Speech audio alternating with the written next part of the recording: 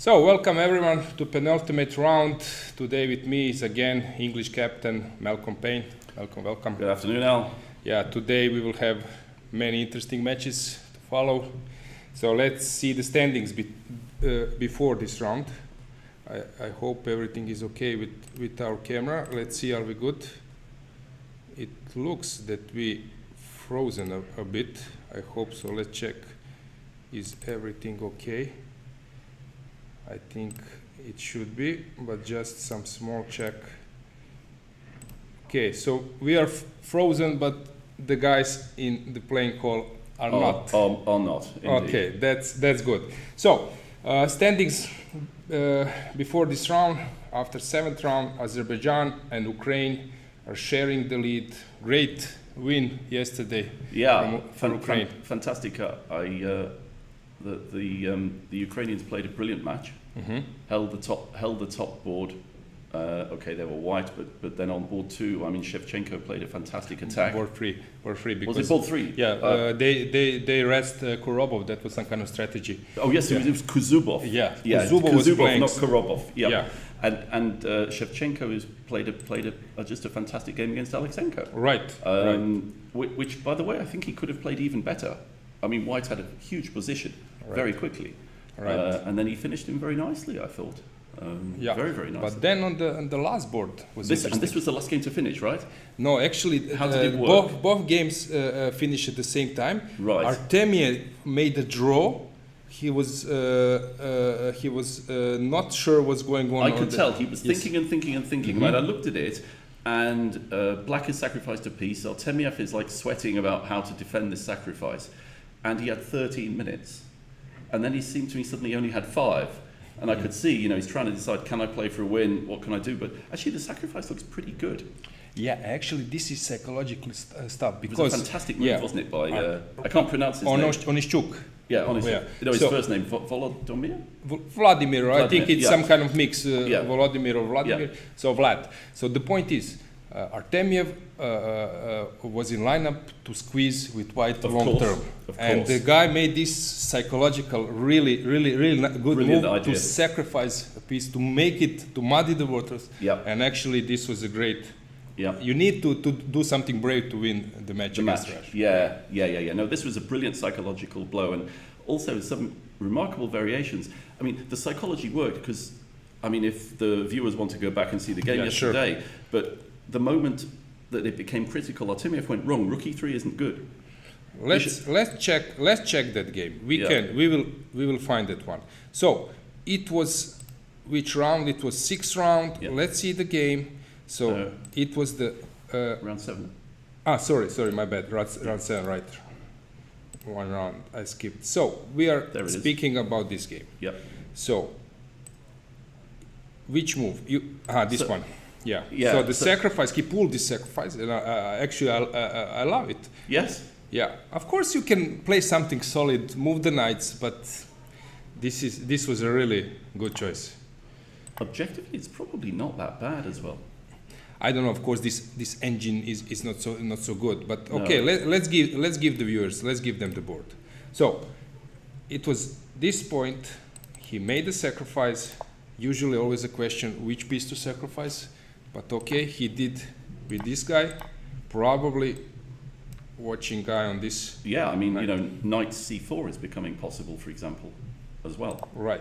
And so rook. I didn't like this move. I can see the computer hates it. The variation I was interested in was f4. Mm-hmm. Yes. And then, speaking as someone who plays the Piets, rook a8 is how I would play almost immediately. Like instinctively, without thinking. You play this move without thinking. There goes f4, and then you go rook a8 and go, okay, it's your move again. Great. Yeah. I like it. Okay, now all black pieces are on right squares. Yeah. This is some really nice resource management. Yeah. So, f4, but actually, you see, this is this psychological we were mentioning. Artemiev came, he played this opening. Take a look, guys, at the opening. Yeah, double fianchetto, control of the position, long-term stuff. A4 really says, I'm going to try and squeeze you, my friend. And also A4 on move, what is it, like move 7 or something? Right. That really says, something, I'm a better positional player than you. I'm so much better positionally than you that I'm not going to play anything theoretical. I'm just going to push my A pawn down the board.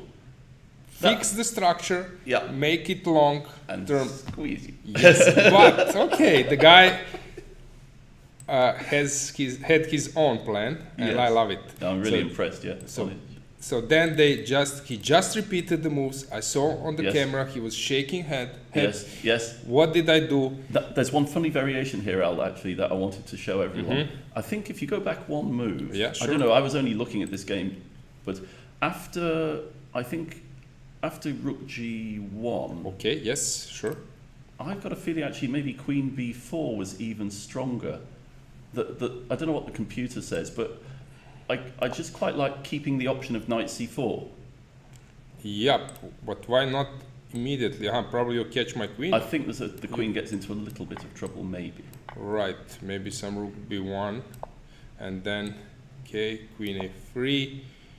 Oof, hard to say. Very hard to say, yeah. Yeah, But maybe yeah. it's just not so perfect at the moment. So there was that point, and then I had another idea. I wanted to show there was one funny variation I was staring at, which was after rook g1, queen c5,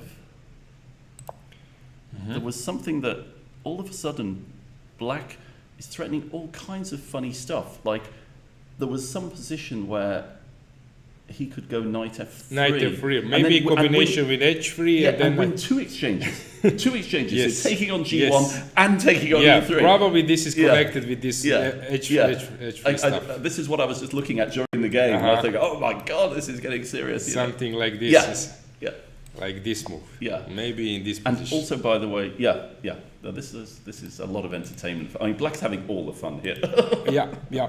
Okay, so that was yesterday's day. Let's check, as I said, the standings. So Azerbaijan, Ukraine, they're sharing the lead. Russia, Spain, Armenia, Poland, France, and Serbia. Serbia is Serbia having back up there. interesting team. Yeah. So France, of course, our eyes on Firouzja today. Will he be able to cross this 2800 mark? Or he only needs to gain 0.3 of a rating point, I think, or Yes. 0.4, and he overtakes Ding Liren and he's world number 2. So Right. I guess he has to win.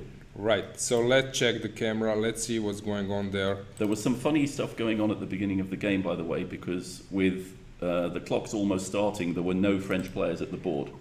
All the Russians were there. You know, like in football, when the team under pressure comes out early at half time, you know, the manager says, all right, you know, you screwed up, get out there. And there were no French players, Yeah. But, you know, I said to their captain, Jean-Baptiste Moulin, well, that's more players than I usually have at this time of the game. So, you know, English players aren't very punctual either. So it's like Yep.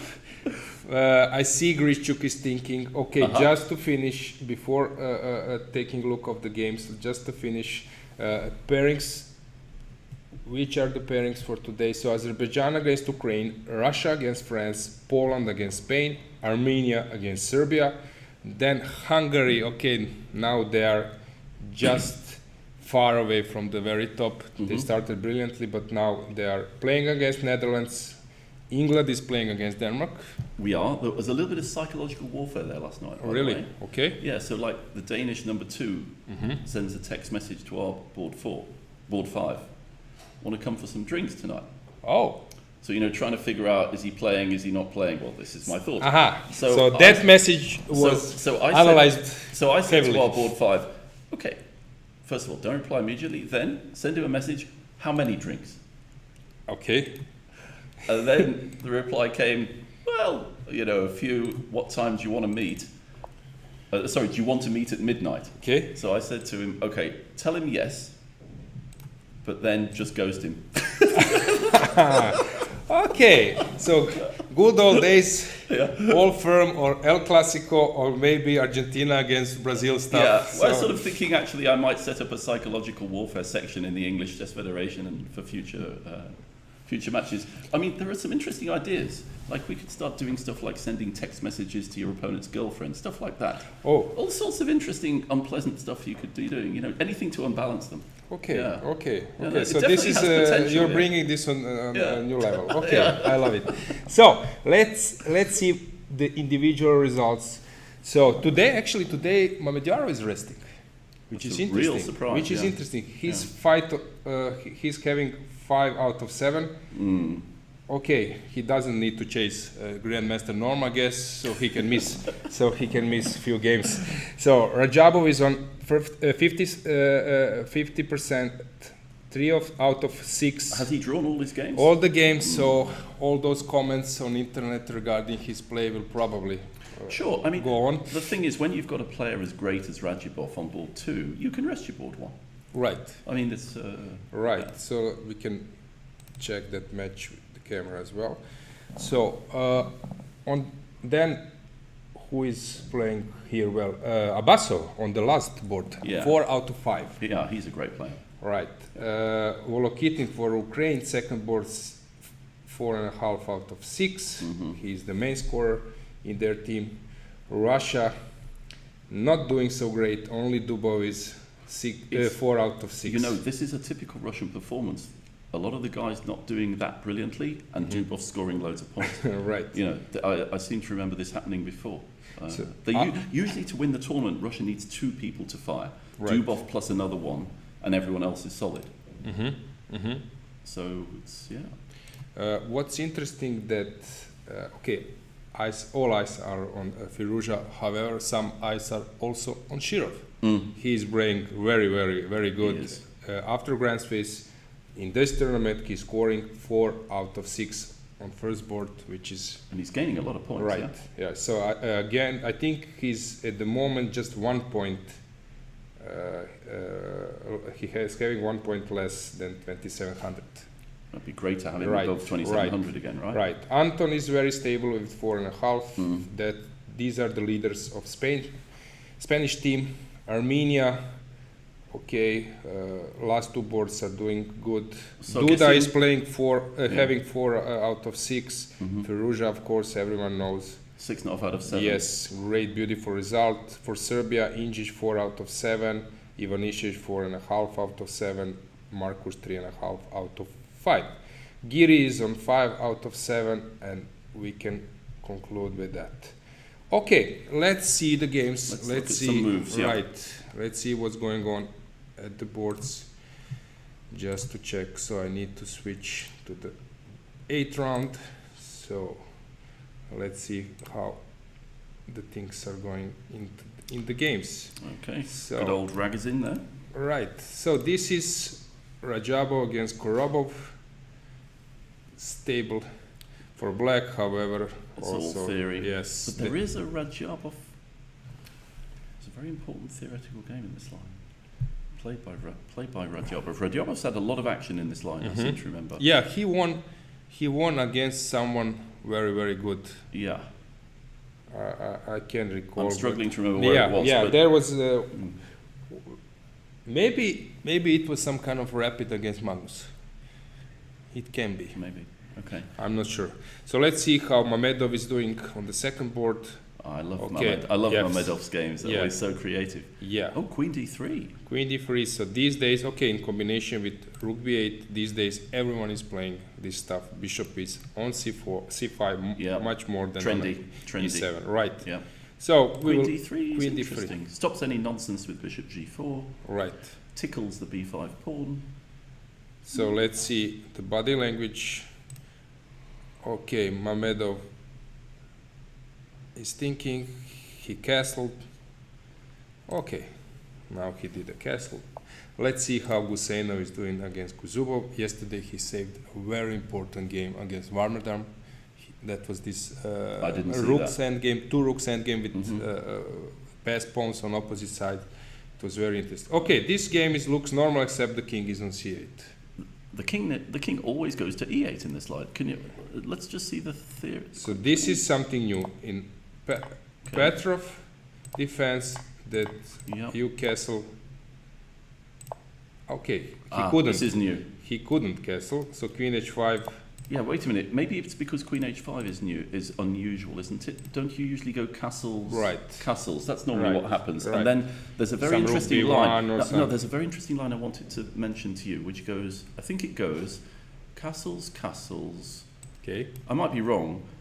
It goes something like castles, castles, Oh no, you know what? It's a slightly different position. But I'll tell you the theme anyway. Okay. It's Queen H5, Right. G6, Queen Right. H6, Rook E8, Bishop G5, Bishop F8. It's just a very interesting position. It's, you know what it is? It's when there's no pawn on C7 and there's no pawn on D4. It's the Cuban grandmaster who plays for America now. Dominguez. Yeah, Dominguez, yeah. Yeah. He played it recently and it just equalises, but it's not quite the same position, sorry. But it's just an interesting theme. Right. Bishop G5, So Bishop F8. let's see what happened in the Yeah. game. So Queen H5 was played, Yeah. then Queen E7, Bishop E3, castles. Wow. This is a clever idea because it makes Queen H5 look slightly ridiculous. Yeah. So now, what will happen? Black will start to push his pawns on king side. White will try to force some Just weakness. one point about this position. The position after 10 Bishop E3. Okay, sure. It's quite common also in the Petrov, isn't it, for black to give up the D5 pawn and just play Bishop C6 afterwards? Yeah. So presumably castle's queen side's also a move as well. I don't know. Right. Let's see just some kind of batting language. What's going on there? Who's at the in board that and who match? isn't? Yeah. Yeah. So Kuzubov is thinking. So basically, white might be prepared even for that. Okay, Gusinov likes to move around. So Rook B1. This is the game we will follow. Okay, Shevchenko. Let's see the guy who's Okay, on the fire. hero. Yeah. Okay. Knights on E2. Okay, also possible to play. Yeah. These days, all those setups with F5 now will come probably at some stage. What else to do? Because Queen H4 now it's not an idea, I guess. And F3 is a much more Yes. serious threat, right? Yeah, but then he leaves the knight. This is also known. He plays F5 and on F3 he leaves the Oh, knight. that's right. This Yes. is all theory. Yeah. Yeah, I've seen. Yeah. Yeah, and then okay, it's hard to say here. Let's see. Nasty line if you haven't prepared it though for black. Of course. Okay, I guess probably those guys. Should we see the Russia match? Let's What's see next? Yeah. how Firouzja is doing. We need to switch camera there as well. All eyes are on him. Let's move our camera there. So Firouzja is walking. Grishchuk is thinking, but this is not strange, right? So it looks familiar, except the queen is not on D3. Yeah. No, well, this is a main variation. This is one of the trendiest variations. Yes. Fabi has been playing this, hasn't he? Mm-hmm. Right. Can't remember if we have A4 in or not. I can't remember. I think Usually with I think A4. you normally do, don't you? Yeah. Yeah. So what is the Black went point? Rook B8 anyway. Yeah, well, let's find the point. Let's find the point. So what is the idea? Why Rook B8? Okay, he's getting ready for A4. Probably A4, he thinks B4. that A4 will come anyway. So You know what he might also be avoiding? He might be avoiding this whole A4, A5, A5 yeah. business. Yeah. okay, and also probably with this move. Okay, it's hard to say. This position's a little bit unusual, then, is it? Right. It doesn't register with me precisely. Right. So knight G5 is immediately one question. Presumably Right. it's just a bad idea, but It's really hard to say. Yeah. So let's move on. How is MVL doing against Dubov? right. What's this? Okay, What's Maxime this? will probably try to make the game slower. However, Dubov also can play slower games, setting a fight a little bit, postponing a fight. Hey, but Al, there's already some interesting ideas here. I Mhm. mean, bishop takes D5 and Okay, come on, let's pawn takes. right. Knight B4. Tricky stuff, you know.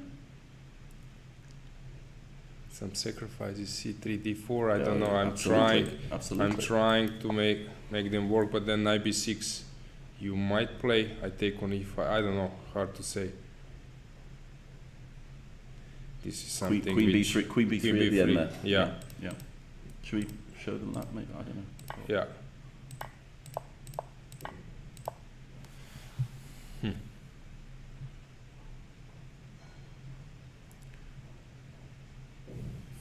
feels quite nice for white, doesn't Yeah. it? Feels like he's Even going to... this stuff, okay, he can take on d5 or he can play knight g5 first. So the critical one is No, ED probably. then, so ED is critical, Yeah. right?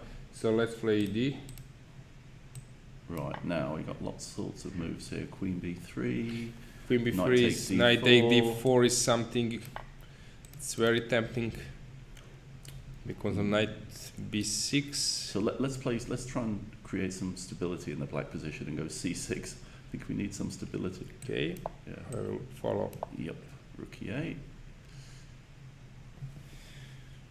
Rook e8, queen f3 maybe?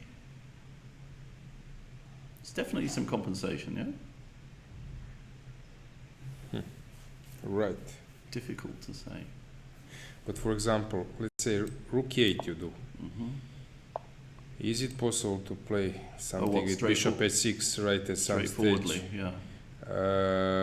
Okay, bishop's... Just there's some trickery on the e file, I don't know if it's... Take, bishop h6. Take, check, bishop g5. You get very sharp But very anyway, quickly. we have a move. So Yeah. bishop takes... No, he didn't take, he played knight before. Uh-huh. Okay, this a5 now... Makes a lot of sense. Right. Yep. So this is something... Let's move the camera there as well, to that match. So, Maxime is thinking very interesting position. Knight b4. Yeah. That's because the pawn structure could change in a very radical way there after knight takes b4. Yeah.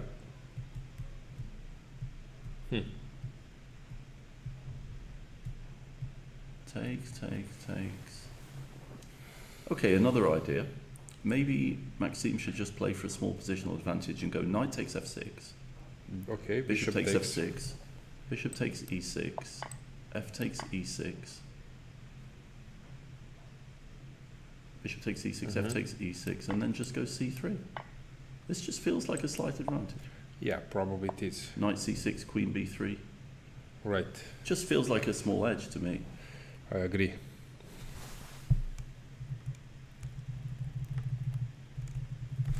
Yep. Yeah, just feels like a small edge. Yeah, queen. Oh, okay, bishop e3 first, I guess. Or else, actually, funnily enough, not totally ridiculous, they either go queen b3, knight c5, queen a2, knight d3. No, bishop e3 first. That feels better for white, actually. Right.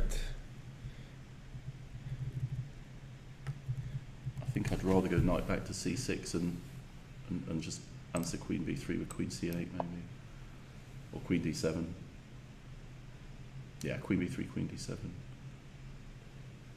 But this position you can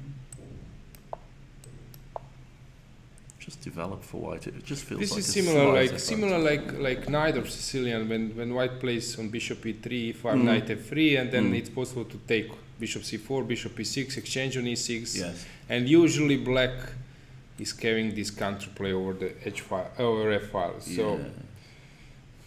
this seems something. It just feels a little bit better Yeah. for white. So let's see Yeah. how is Alexenko doing against Bokro. Alexenko. And this is clearly the board they're going to push on, right? Yeah. This line's been being played a lot. Actually, he lost yesterday, Alexenko. I know, and they just put him in again. Yeah. Aha, these days, this is the thing. So actually, was the thing here. This is causal. I was gonna B5 say, is causal. if I was talking with you, I have to mention that this is the causal variation. Yes. Full stop. Right. We wrote a book here. Yeah. You wrote a book with him on with this, didn't you? causal, with him. Right, okay. One book and then update. So actually, I spent. This was also my repertoire later. I somehow refresh his ideas.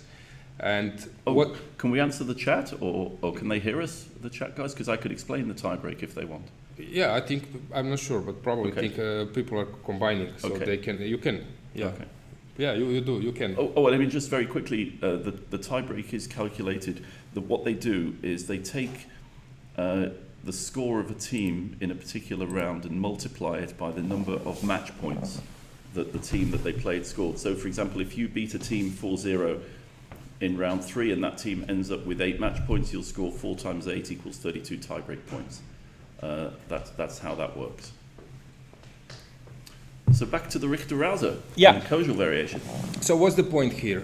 These days, before everyone played bishop b5, including myself, but however, they start to play bishop e7. Of course. Sorry, what did they used to play instead? b5. Oh, b5 immediately. b5. This is the main line. b5, king b1, useful move. And then take bishop. Sorry, take on f6. Yeah. The thing is, if you would love to take with the but queen, there's probably some but then accidents e5. on d7. This is the trick. And when you take knight b5. Bang. Yeah. Yeah. So then you need to take on g takes f6. Then why? And then it's queen b6 now, no? Queen b6, and so on. There are many moves I played. I won against one of the Vox brothers with rook c8 in Capella Ground. I played many times. H5 and so on. At any time. Yeah. So what is the point here? You have this flexibility with the bishop. So bishop can come to h6. Right. However, can you guess why they play bishop e7? And they will get the same structure. You see, take a look. Knight f3 was played. They are having same structure. But why they are playing bishop e7? Why they are losing this flexibility? Can you? Well, I mean, actually, this is the question Ivan Sokolov is sometimes. One thing you can do is now castle kingside, if you're feeling really brave. But I just don't like to think. I don't like to play that. Ever since I saw the final game of the short against Karpov candidates semi-final. And Karpov tried to castle kingside in the structure and he got annihilated. Yeah, usually it's long term it's very risky. So this is something Ivan Sokolov when he's having lectures he asks. Okay, let me just think about it for a second. So why they are voluntarily losing this flexibility? Why? And they're playing this line instead of b5 immediately. So instead of b5, you went bishop e7. The point takes. No, I actually don't immediately understand why. I'll tell you why. Because in Rauser, b5 Kozel suicide variation, let's call it suicide how Yermolinsky called it. Of course, it's not suicide. White would never play knight f3. Or not, this is not the main. You're trying to provoke knight f3. Yes, so actually, White is moved his knight from the center where he can put the pressure. Is the big, yes, always the weakness. So you lost the flexibility, but the guy moved the knight here. But usually, it's going either this direction to h5. Absolutely. So this is. But surely after bishop e7, then king b1 would be. So usually they play knight f3 now is the main move to force taking on d6 because now you don't have this motive with some kind of unprotected piece. So you are provoking the structure by moving the knight. Okay. And then when I play b5, you now take. I cannot take with the bishop because I will drop a pawn. Sure. So that's how you provoke my gf6. And now you lost with that flexibility with black. However, White moved his knight for away making from pressure. E6. Away from E6. So this is the answer. This is very instructive. Yeah, no, the pressure on E6 is usually why black loses in this line. Yes. And now what will they do? They will again try to either play for E5 or else probably put the knight back on D4. To be honest. Yes. Yeah. Precisely that. Yeah. And then. Of course, Etienne knows all those stuff. Alexenko as well. Actually, Etienne lost heavily, really badly in this line against Brkic. Brkic is now in a good shape. He played Grand Swiss very good, getting in last 32 in the World Cup. So he crashed him in, I think, less than 25 moves with this line. Zagreb Tournament of Peace. You can check that game played in October. So this is, but probably, okay, I think black had a normal position, but somehow Etienne immediately started to drift. So what, queen b6, rook c8? I mean, queen b6 and probably they will castle queenside. Yeah. Queenside. And then put the rook to g8 and then h5. So basically what White do in this line? He other ways that you push h5 and then try to collect this guy by transferring the rook to h5, or he's preparing maybe e5 or c3, bishop c2, bishop b3, and then f5 and so on. There was one game, one blitz game. Anand, I think, won a brilliant game this year against was this year? No, a few years ago against Caruana. Blitz game. He executed all the important motives for white in that game. Oh, I should look that up. Actually. Yeah. So Caruana Anand, yeah. Anand Caruana. Anand was white. White, yeah. Okay. Yeah. So now something like F5, 92 to F4 is also. Yeah. Okay. So now white is first will improve probably his structure by playing King B1, and maybe he's waiting to see how. But F5 will come, and usually FE, and then we play. Yep. This is something. Yeah. Which came after F5, usually in this line, since you cannot take on D4 and longer, so you jump to E5. Put your friend on E5, yeah. And you say, my knight is so good, he holds everything. Yes. Yeah. Okay, but this was also known from Spassky Fischer. Sure. Yeah. Sure. So, No, this Fischer is, Spassky. this is chess from when I played. Yes. Actually, yes. even my era. So. But okay, my conclusion, why people are playing Rouser? Because, come on, where will you find motives to play for a win? In this game maybe it's not, but it's not easy these days to get aggressive line with maybe you can mix a bit. Yeah, but I think in the Rouser you've got this kind of long-term. I've always believed in it ever since Bent Larsen started to play it in the 70s. I've always believed in the blob. You want to know the word blob? You know, some sort of lump of soap or fat in the middle. It's like 4 pawns and 2 bishops. You call it the blob, and it's a long-term advantage. Right. It's ultimately if you reach the ending, you'll have good chances. Okay, so Kožul in his games sometimes even with 2 pawns down, with 2 bishops, and active king and e-passer, he did really brilliant stuff. Yeah. But the thing is, what's the problem with Rouser? If you make some wrong move and you don't see some combination in advance, you can be smashed. Yes, and actually without a brilliant game from your opponent. No, sure. Just putting pressure on x6, 2 moves tactics. And this is really annoying sometimes. And this is funny because when I used to teach chess to people before computers, this is what I used to say, that the Sicilian is a great opening, sure, but the problem is that imprecision, little small mistakes affect the black player much more than the white player. And nowadays it's very interesting that if you look at the Sicilian with a computer, you'll see a sharp position, and if you take like the first 5 choices, the first one will be okay, but the next 4 will be terrible. Right. And there are a lot of Sicilian positions like that. Right. And then you make the correct move with black, and it's a completely different situation. Right. White has 4 or 5 moves, but they're all okay.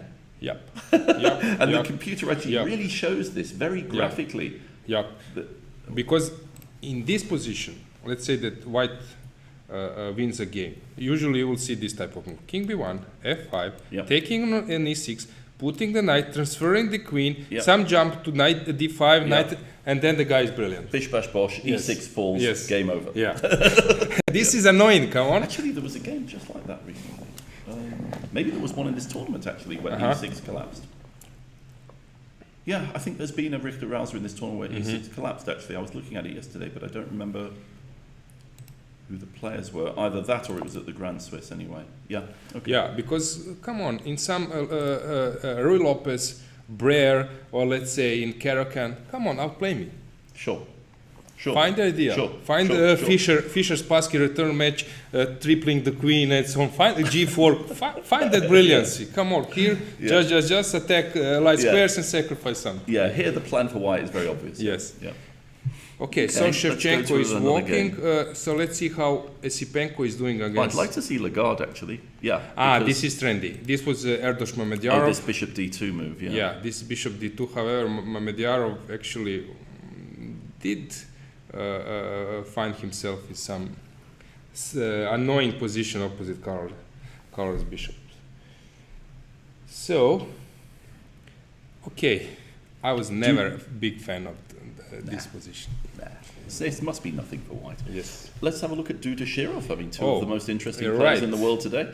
Actually, Duda was here. Maybe you noticed that he rated Magnus' chances in the forthcoming match. 65% for Magnus. Now, it's very funny that you say that because I've just finished my editorial for my chess magazine. Okay. And I said 65%.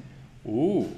Because people are thinking regarding rating that it should be less than 65 if we consider ratings. But 65 looks really, it's some like a big favorite from your Sure. point of view. Now, the thing that strikes me about this position is the clock times. They haven't used any time. Maybe something is wrong. This is not Dudashirov, probably. This is, I would say, someone else. Come on, where are the sacrifices? Where are the queens? Yeah. Can we go back right to the beginning, maybe? What happened? This is this. Okay. This is known. Sure. These Let's days. show the viewers. Yeah. There. These days, I allow you d5. Yeah. And then.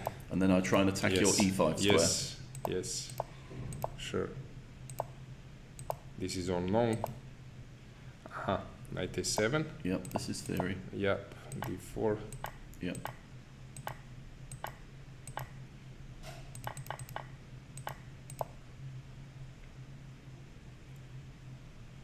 This looks much better for white, however, probably. But maybe it's within the margins of a draw. Maybe this is the Yes. point. So he went rook e7. So he wanted to exchange one pair of rooks and then to put And now what bigger happens? pressure on. It looks very unpleasant though. Right. What does the... Maybe just...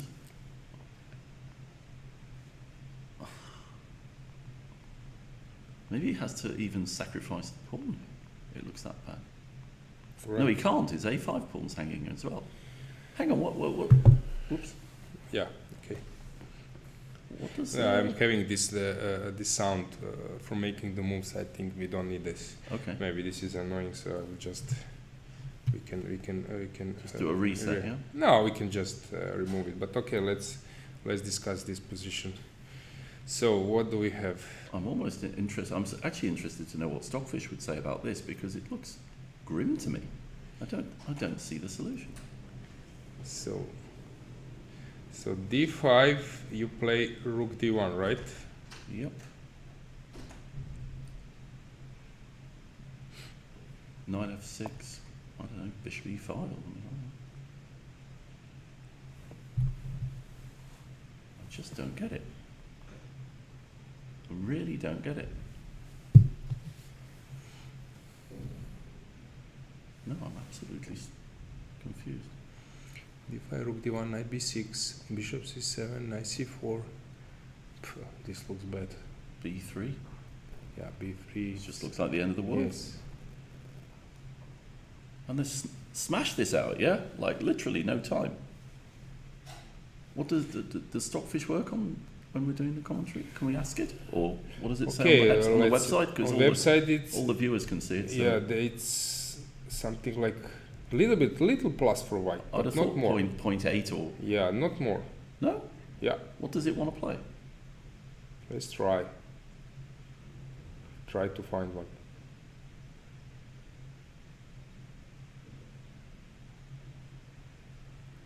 Oh, it looks Yeah. grim. So people are just writing the why Duda went for this line. Well, because it's good for him. That's why. That's my answer to you. Because it gives white a clear advantage. Yeah.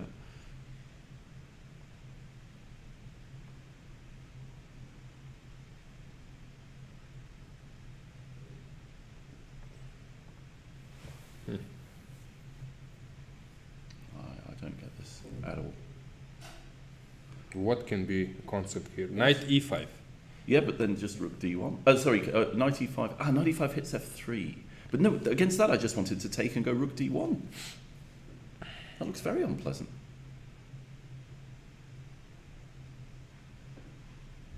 Very unpleasant. Maybe something forced. Maybe it's analyzed. I don't know. So let's say knight e5, right? Let's check this one. I mean, there's one bit of trickery which I noticed, which is rook d1. Sorry, just yeah. Rook d1, knight takes f3 check, king g2, knight h4 check. Sorry, I meant bishop takes d6. Sorry. Oh, it can't be done though. I'm dreaming. No, it Yeah, no, cannot. I'm dreaming. Okay, there was some trick. Yeah, Ignore so me. you will Ignore me. take, But I'll okay. take it and just go rook So d1. every rook which and is just my games are first thought. drawn. Let's check Right. if this one. This just looks straightforwardly good. So I need to play something like f6 or king to approach with the king. What else? I think you've got to go King F8, no? King F8, you play Rook D7, I play Yeah, Rook B8. D8. This looks horrible. This just looks disgusting. B6, Rook D5. Yeah, it Yeah. just looks like a technical win to me. Hmm. I don't get this. So let's see what we What does... ordinary mortals. I mean, don't is there see. some kind of diving in with the knight here, maybe? Knight C5, bishop D6, knight D3, B3? No, I give it. I don't see it. Yeah, rook D8, rook takes A5 even. No, this is a disaster.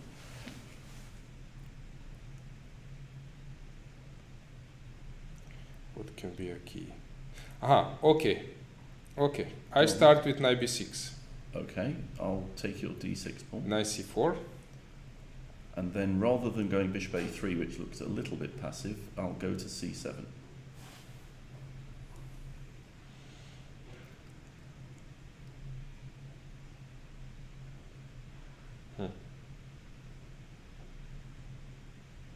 That just looks like a clear extra pawn. I Should don't we know come some. back to this one? Let's Because it's let's just a check mystery. this one. Let's check this Yeah. one. This. I take. I Bishop play this. You C7. play this. Right. I play A4. A4. Okay, can we go B3? B3 is definitely a move.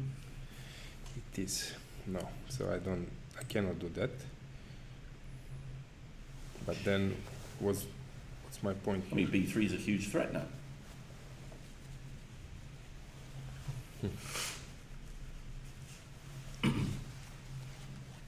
This is the only active thing. No, I agree. managed to. I agree, but it's just lost. I think. Unless there's something awfully clever. I can't see. So B6. Rook A4. Oh, knight B2. Ah. Okay, you play. If you play B3, I play Rook C8. I'm sacrificing pawn, you're trying okay to get there, just something. about, Trying maybe. to get. Although even there, I'm a bit worried for you, actually. You're better everywhere, so. Yeah.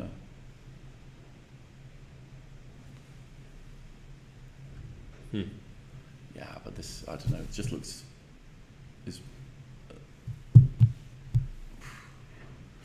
Of course, this looks. I mean, just B3, Rook C8, Bishop away somewhere. Okay, even. B3. You've got Knight D2 on the rebound. Yeah, this is. Yeah, you got But Knight you D2 go on to the F4, rebound. and then my journey is probably. But then I start to jump. Yeah, Knight B2, but I don't believe in that. yeah. Well, we'll see. Let's come back to it. Knight B6 played. Oh, there you go.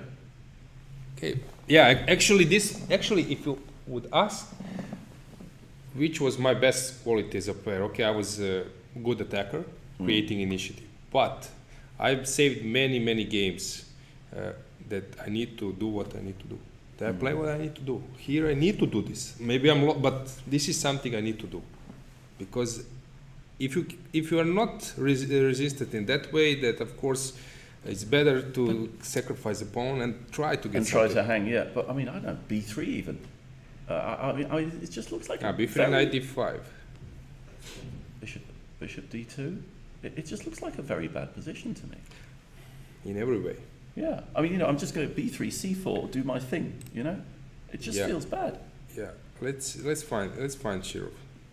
Let's find Shirov on the camera. So he is there. Ooh, I better go. Sorry, my time is up. Yeah. Okay. I got 6 minutes. Yeah, sure. No, I suggest that we make a short break, and then that I proceed with analyzing. Can I have a quick look at the England game? Sure. Let's see how my guys are doing. Okay. Of course. See how the psychological warfare worked out. So yeah. In case anyone was worried, this was a joke, by the way. So Mickey lost yesterday. Yeah. Actually having some normal position, but even maybe outplaying his opponent. Yeah, he was outplaying him a bit, and then he just blundered. But he's very ill. He was coughing all game, and he didn't feel good. Pity. Okay. So this is how you expect probably Luke to play.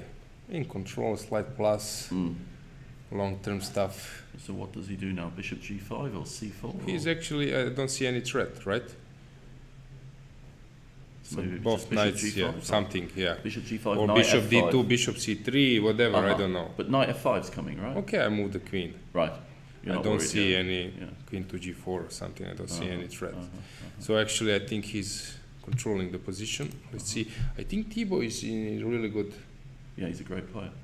One of another these. thing. Okay. Another thing. So Mar del Plata, baby. Casual line, and the line I did play was this one, bishop d2. Time enough. Yeah, with the idea that you wait f And to then get bishop exploit. G4. Yeah, Yeah, I've played and when this he too. played Yeah. this you push, but now the knight is not on on, d7, stop it, and you you go can C5 play straight c5, exchange on d6, Yes. and then your knight doesn't have any role, so knight f2 Yeah. is coming. Yeah. So this is another line, Yeah. f3. When sometimes, if you're feeling good, you might try g4, but they don't. They don't do it anymore, Usually. do they? Because I think C6, Yes. B5 Yeah. is now the problem, Yeah. right? Or something, I can't Yeah, remember. yeah. You're right, because C6, B5 is always good when you don't have F4. So when this flexibility, and then there was a game from Magnus when he sacrificed That's the right. piece. That's right. So this is something you don't do. So B4, I was always, there is this C5 now, even in some stages. Yeah, this and sacrifice. A4. Yeah, because B4 in some stage, it just takes some motives from you, because... Well, you take some motifs Yes. away from you, but also it's a whole tempo. Right. But this is still theory. Yeah, this is unknown. The thing that worries Usually me... there is this line with knight on d2, and then you have this stuff. Yeah, I've played played by that. Gate I've played that and- so many times, yes. so badly as well. A6 immediately. That gives black a choice. I took it. Okay. Oh. I'm really eager to see what will happen in this game. Really, I love this structure. I love this Me position. too. And you don't get it so often anymore Right. because of computers. Yeah, So it's yeah. great to have it. Oh, right. Okay. All right. Right. And see next just one? Cowell, how is good. Okay, interesting structure, preferable for white. For sure, he's giving some small advantage. Yeah, I but- mean, white's 4v3 is Yes, better than black's yes, 4v3. sure.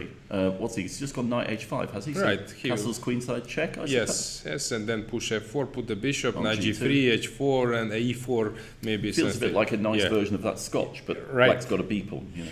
And, and we have Ravi playing against Suneberg. Usually we have this position with knight on f3. However, This isn't supposed to be much for white. Yeah. You can either take it or just go back to d6. It's supposed to be Right. okay. So I think we can make a short break, and then I'm really looking forward to see the games, especially will Shirov be able to Hold that position. hold that one. Malcolm, thanks for joining me today. Oh, it's a pleasure, Al. Thank you. Yeah, It's been great. Good luck for your team. Good luck for you as a captain, and let me know if you find some ideas for a captains in future. Okay. So guys, short break. Bye, everyone.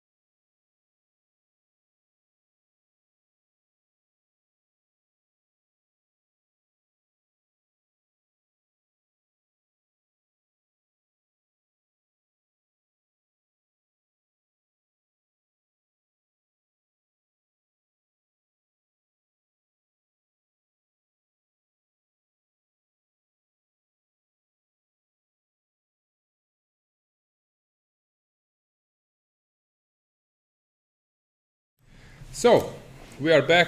Let's see what's happening in the games. First, the most interesting one is Duda against Shirov. What will happen in this game? Of course, Firouzja as well. But let's find Shirov. How is he doing in this position? Knight b6 was played. Duda is thinking, so very interesting position. Sometimes endgames can be more entertaining than some middle game stuff. So let's see, let's find them on the camera. So Shirov, I can see that Duda is thinking, Shirov is walking around. So now it's question, will Duda be able to squeeze or to exploit this better position? It looks better. However, with precise play, I guess that this is all preparation from Shirov's side. First board, we have Rajabov against Korobov. Rajabov drew the game. It's very interesting that these days he's not forcing matters, just making draws. Also, Volokitin against Mamedov is a draw. Shevchenko against Abbasov. So it looks, they also left Mamedyarov out of the play. So it looks that this match will end up is in a draw. Actually, what I remember this 2017 when there was last round match, Azerbaijan against Ukraine. I recall this because I was playing for Croatia, and we needed that either Azerbaijan or Ukraine win that match. Maybe I think Azerbaijan. And in the end, after Ukraine was of course trying to win the match first, but 2-2 was enough for them to be third in front of us, and for Azerbaijan to become winners. So actually, after 4 hours of play, they just made 2 draws, which was something which hurted us the most. We were fourth in the end because of that draws on 2 boards, connected draws, something which was not fun for our team. So I guess today we will see 2 draws again. At least it looks so. So, okay, 4 draws, not 2 draws. So Grischuk Firouzja, let's see what Firouzja is doing. So after knight d2, rook b8, h3, rook e8, I saw in the chat that people were screaming, this is a draw for Grischuk is playing for a draw. This is just, he wants to repeat that famous Zaitsev line where they are just repeating the moves. However, I'm not sure, because on knight g5, this is the move repetition when the bishop is e7 instead of b6, and then black is forced to play rook to f8. However, when there is possibility of rook e7, this is just a normal idea. I guess that on rook f8, maybe there are some lines with d5, f4, I'm not sure. So let's leave it a little bit aside. I'm not sure that was a draw offer. So now everyone is screaming, Firouzja is a hero. He's just playing for a win. He didn't want to make a draw. But actually, as I said, that conclusion we could make only if this was played on the board, and then that he played rook e7 trying to play for a win. But as I said, I'm not sure Grischuk would play knight f3 here. Probably he has this idea, or d takes e5 or d5. So let's leave this aside. So rook e7 was played, but of course now everyone sees Firouzja as a great hero, fantastic player. So he wants to win with black against 2770 rated players. But okay, he's not a computer. Although French team, they call him stockfish, French players. Okay, so rook e7, d5 was played. This is also known for this Zaitsev line. We will see. This will be interesting. I'm pretty sure that Grischuk also like to win this game, like to try to win against now the hottest man on planet, chess player. Okay, MVL against Dubov, squeezing a little bit. White is squeezing, however, normal position. We will see what will happen. Alexenko against Bakrov. So Rouser is happening. This was similar like the game I mentioned. Brkic against Bakrov from Zagreb. However, there was black already castled. Here he's postponing that and trying to push. Although this looks scary for white, it's not, because on b3 he will react with a3. On a3 he will react with b3. So it's not easy to break through. Okay, Esipenko against Lagarde. Okay, known stuff. Black is slightly worse, but nothing special. Okay, what else do we have here?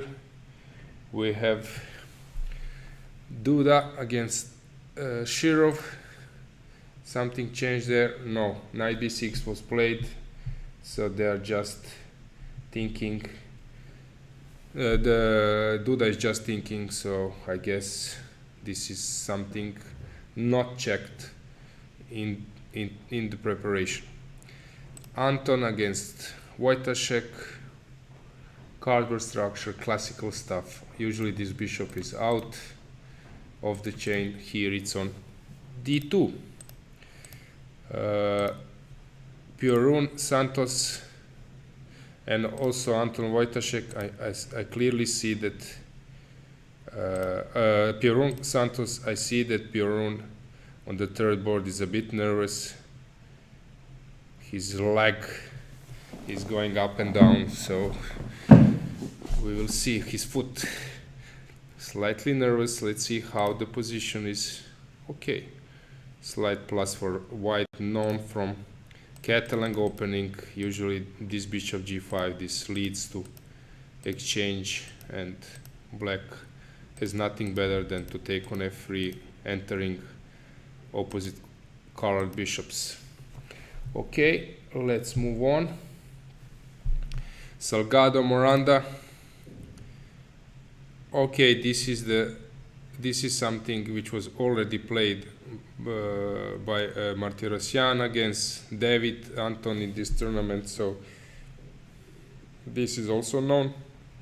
Let's see Serbian team. Sargsyan against Injic. Okay, this is interesting. So this is Vienna variation. Bishop g5 was played a6, so usually they do here e4 and then bishop b4. However, here white played bishop g5, a6, a4. Okay, protecting this one. I got it. Exchanging. Okay, slight plus for white, but probably not more. Ivanišević against Martirosyan. Let's see this game, what's going on here.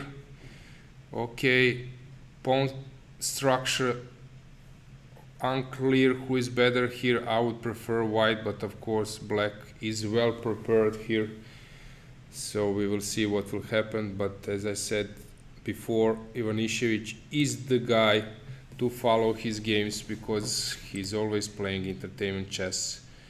We'll see. So Hovhannisyan against Markus. Okay, slight plus for white. It's not clear, although is this something special. And the last board. Okay, Sicilian non-stuff. Black managed to put the knight on e5. Nice outpost. However, white has also some space advantage. So normal Sicilian stuff.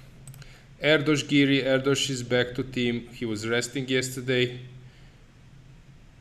Yesterday or 2 rounds ago, I think 2 rounds ago. Normal position for white. It's not easy to win with black. This one, Erdos was playing against Firuza and against was it Mamedyarov? Yes, he was playing e4, but now he switched to d4, stable line, just to neutralize Giri's attempts for a win. Normal position. Let's see how second board is doing. Philidor stuff, slightly better for white, but not more. We have Gledura. Okay, black managed to put the bishop on g6. He's carrying normal position. Isolated pawn, however, good arrangement of the pieces. Warmerdam, yesterday he was winning, but in the end it was just a draw. He couldn't secure a match point for the Dutch team. So let's see what will happen today. Normal position, again slight plus for white. Okay, what else do we have? We have McShane. We already looked this game. Slight plus for white. Jones, that was fun. After rook b8, white was thinking what to do. Then he took on a6. That was black's idea, to distract the bishop from e2 and then to be able to push g4. This is very unclear. Usually black cannot attack without the bishop, light square bishop. However, okay, when you put g4, it's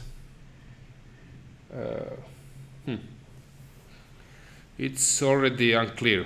When you are close to g3 and knight h4, knight g5 stuff, he will sacrifice somehow. Interesting game, but this bishop really looks strange. So, very interesting stuff. Okay, what else do we have? We have Howell, slightly better for white. Hansen. Okay. Slightly, okay, normal position. Master Vasily Deak, that was already a Drud. So let's see, Lupulescu, Pavlidis, what's going on here? Okay, this is also known stuff from Ragozin. Slightly, okay, better for white, but very stable. What else do we have? We have Jobava. Let's see what is he doing today. Again, playing Caro-Kann, normal position, nothing special. Germany, Nisipianu. Okay, spatial advantage, hanging pawns. Donchenko, held stable position. Kamer sacrificed something. Let's see. This was the Starash line. dc5, d4. Okay, this is also known. Getting two bishops and then playing e3. Very sharp, sacrificing the pawn, but black is just one move away from the castle.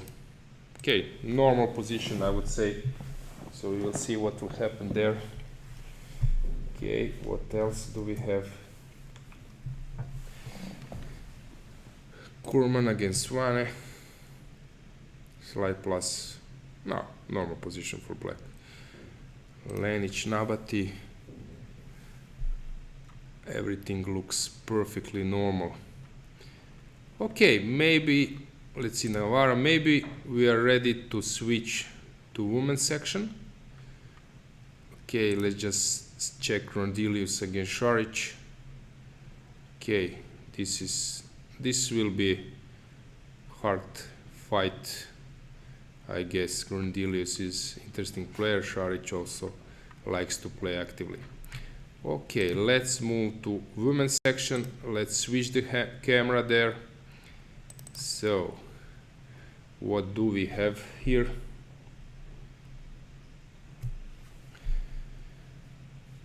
Let's see. So, we have Muzichuk against Goryachkina, but maybe we can check just to inform you, because Malcolm Payne was here when I made this introduction, which I'm usually doing, so we just immediately went to the men's section, but let's check women's section. who is leading there. Probably you all know that Russia is actually probably will win this event even today. So there are 3 match points ahead of Georgia and Ukraine. So I guess that they will win this event. It's not some kind of great prediction. Georgia is second with 11 match points, Ukraine and Greece on 10 match points. Really fantastic tournament for Greece. Let's see, will they finish in the style. Poland, Azerbaijan, Netherlands, Hungary, they are on 9 match points. Pairings for today, team pairings, we have Ukraine against Russia, always interesting match to follow. Greece to Georgia against Georgia, Netherlands against Poland, Hungary against Azerbaijan, France against Romania, Lithuania, Armenia, and so on.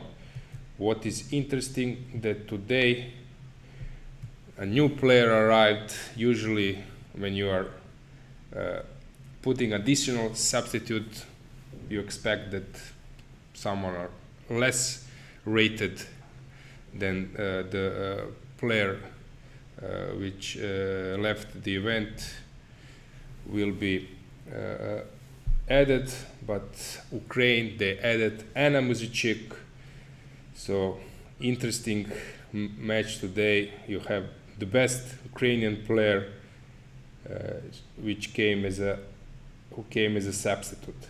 So Anna Muzicuk against Goryachkina, Osmak Lano, Buksa Shuvalova, Gaponenko, Kashliskaya. Really interesting match to follow.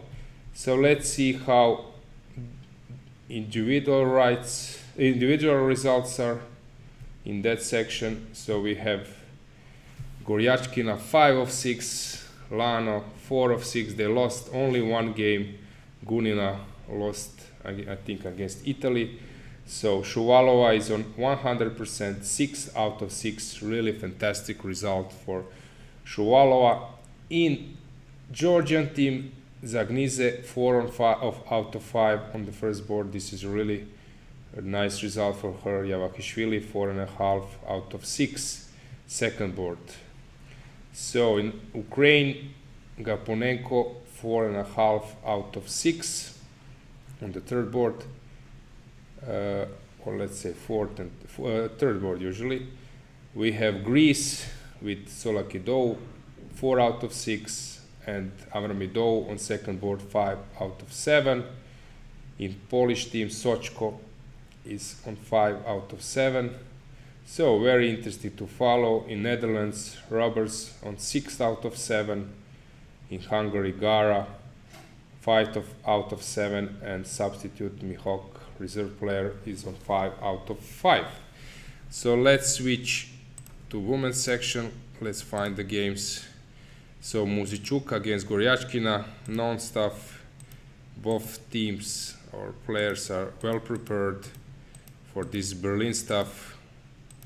I can say that Goryachkina probably now as a best prominent player in Russia. She has all help necessary, and probably her openings are on the level of maybe close to 2700 player in men's section, because when you're best woman player you have all coaches, men coaches, so they're preparing for her all the lines. So actually I'm not surprised that she's playing this stuff with black. Berlin, it's hard to deal with, but she's ready. Let's see the camera. You can see the players, they are here. So I'm just waiting to see their faces. So Goryachkina looks satisfied with her position. Let's see how Lano is doing against Osmak. This is something to follow as well. So let's see this game. Okay, interesting. Normal position, slightly better for white. But let's see how this happened. Bishop e4. Okay, a little bit in the spirit. It's like some kind of sideline. Okay, now this is normal. It looks that black is perfectly okay, but of course a lot of possibilities for both sides, so it's hard to say out of the opening how to predict the outcome. Buksa against Shuvalova, what's going on here? Okay, knight on b3, let's check this one. Okay, Roy Lopez a4, fighting against Marshall Gambit, which goes with d5.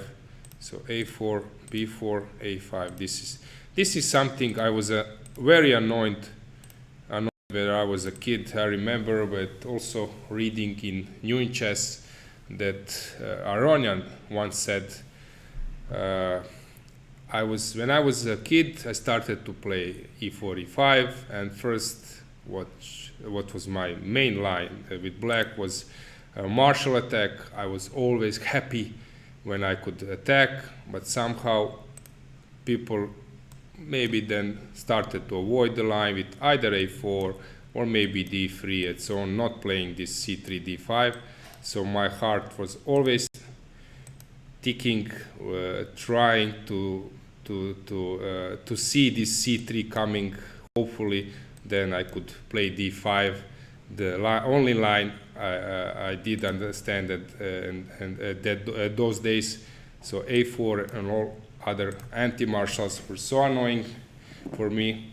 So this was the same in my case. I was also annoyed when I was a kid. I didn't understand all those details and nuances with anti-Marshalls. So c3 was the move I would love to see on the board. So in this game we have a4, b4 or rook b8. There are many moves I couldn't understand at that time. b4, a5, d6, okay, c3, a lot of details, very strange position.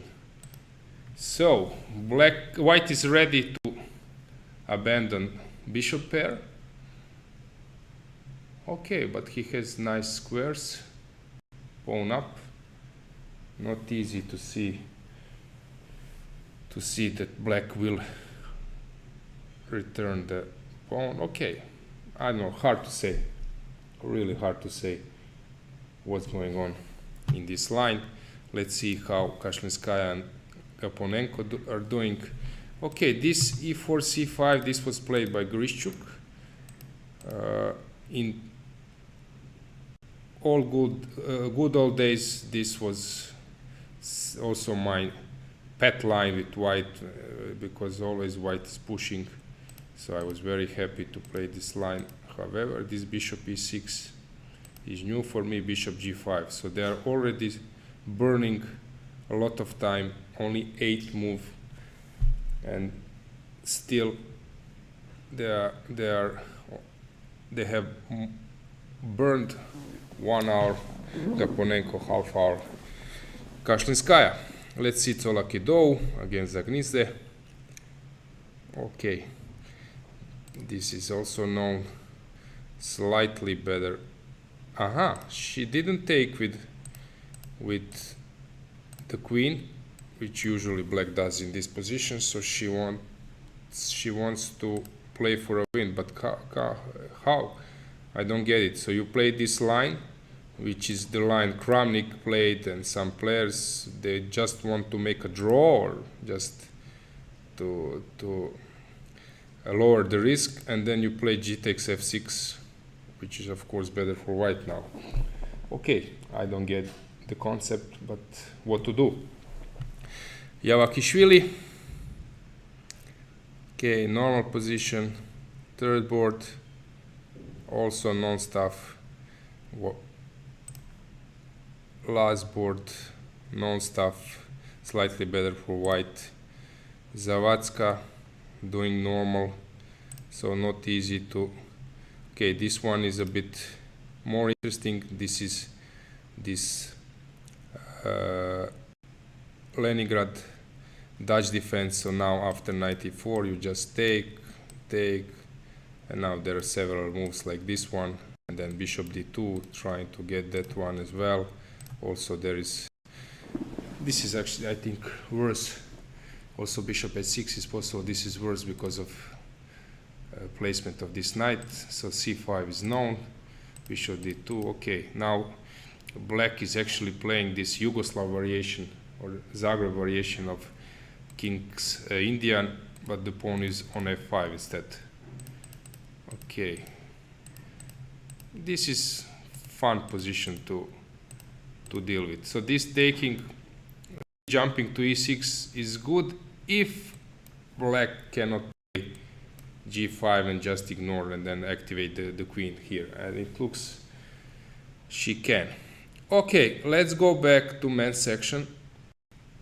Let's see what happens there. Okay, we can also switch the camera. So Guseinov against Kuzubov, maybe this is not a draw, I don't know. They play, I don't understand the strategy. So they have their own ideas. So white 3 draws and 1 game left. So like betting or just to see who can stand the pressure more. What else do we have? Some results maybe. Not yet in other matches. Okay, Gledura drew against One Forest. Maestro Vasilis against Deak, I already mentioned. Okay, let's see the matches. Okay, Queen f3. Of course, white should be better here, but it's playable. It's not easy to break this wall. Grishchuk against Firouzja. Let's see what Firouzja is doing. The knight on c8 looks a little bit clumsy, but okay, he will reroute him to probably g6, e7 and so on. Okay, white is slightly better in this type of positions, so of course black still needs to equalize. It's interesting position. This c4 also, it's very known. So basically now black's problem is this bishop on b7. So usually they play c6, but then this just invites trouble on f7. Not an easy position for black, and not an easy position to play against Grishchuk, because he knows what to do in this type of positions. Very interesting. It will be very interesting to see. MVL, okay, still putting some pressure. Esipenko, slightly worse against Lagarde, but nothing special. Normal. Duda against Shirov. B3 was played. Okay. Not the move I was expecting, so probably now a4, I guess, is the follow-up. We will see. Okay, what else do we have? Alexenko against Bakro is the game I missed. Rouser. This is typical, so it seems that everything is dark on the board that black managed to activate all his pieces. However, it's not easy, as I said, it's not easy to attack, and especially white is ready at some stage to open the position. So rook c1, typical motive in this type of position, then c3. And problem is black cannot castle because knight h5, then queen h6 stuff. Also, if you put the king on f7, then maybe knight h5 will put black into the problem. I don't know. Let's see. Anton. Okay, normal position, but as I said, usually bishop is in this type of structures on h4. Pure rune. Slight plus for white. nothing special. Salgado. Okay, this, as I said, was played in the game Martirosyan against David Anton. White is slightly better, but I don't know, hard to say. Okay, Ivanišević. Nice c3. Okay, white is for sure slightly better, even if I play something like bishop b2. Bishop b2, the point is probably this move. And then when you move the queen, I have, for example, I don't know, somewhere you take, I don't know, is this a trick? And then I take on b2. I guess this is the trick. Hovhannisyan against Markus. Slight plus for white, but still black is quite safe. Hard to say what will happen here. He's exchanging pair of rooks in the style of Capablanca, who said that the queen and the knight, they are cooperating perfectly in middle game, end game. Also rook and the bishop, they do as well. Perunovic against Tershahayan, as I said, typical stuff. Knight on e5 now is a glory piece, but okay, we will see what will happen here. Erdos is back again with this queen's gambit, drawish, slight plus. I guess it will be draw again. Berkesh, slight plus for white, but of course nothing special. Max against Cantor, slight plus. Okay, I'm not super smart guy if I'm saying all the time that white has slight plus. This is how chess is. McShane, slight plus, what to say else. Thibault, here I cannot say slight plus, because here either white wins or black wins, but in this type of positions I would bet on Jones, because somehow he knows these positions better than their opponents. He has great experience with black, one of the last Mohicans in this line. Better for black. Well, better. He's better, feeling better in this type of structures. Okay, what else do we have? We have Havel. Let's see how is he doing against Vieira. What's going on here? Okay, this is something I expected, but I expected pawn to come to f4, but he's keeping more flexible. Hansen against Haria. Okay, typical exchanging of C and D pawns. Lupulescu, slight plus for white, nothing special. Who else do we have? Jobava. Again, same sentence, slight plus for white. Let's find the position where it's slight plus for black. Maybe this is the one. Unfortunately not. Again, normal position. Slight plus for white. Here, Kamer. He's putting pressure on his opponent. I would bet on him in this game. Initiative, compensation for white. Lenic against Nabati. This is complicated position, hard to say. Okay, for example, Wakaturo against Yilmaz. Probably Wakaturo was well prepared by Luke Van Valley. He's playing this line with white, with black. He knows what he's doing here. Okay, slight plus for white. Navarra. Oof. I won't say the sentence again, but you know what is the situation. Grandelius.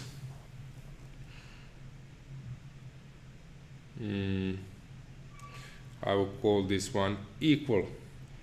No slide plus for one. White. Brkic. Okay. Complicated position. Black has normal position. Okay, hard to say. Stevic, our man for the guy for making the stable results in the team, already drew the game, so it's not easy to win against him. So it was a draw. Who else do we have? I think we can make a short break now and then switch either to women's section or to find some guest captain to make some conversation. So short break, and then I'll be back with someone to join me in the studio. So let's make this way.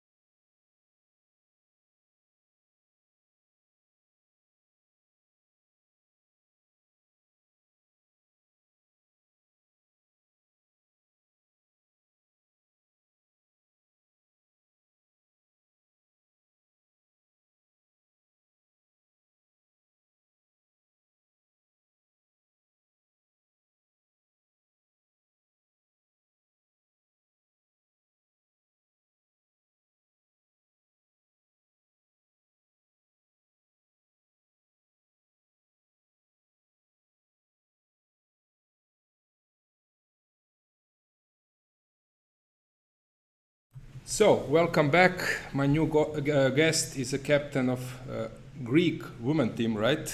Vasilios Kotronias, welcome.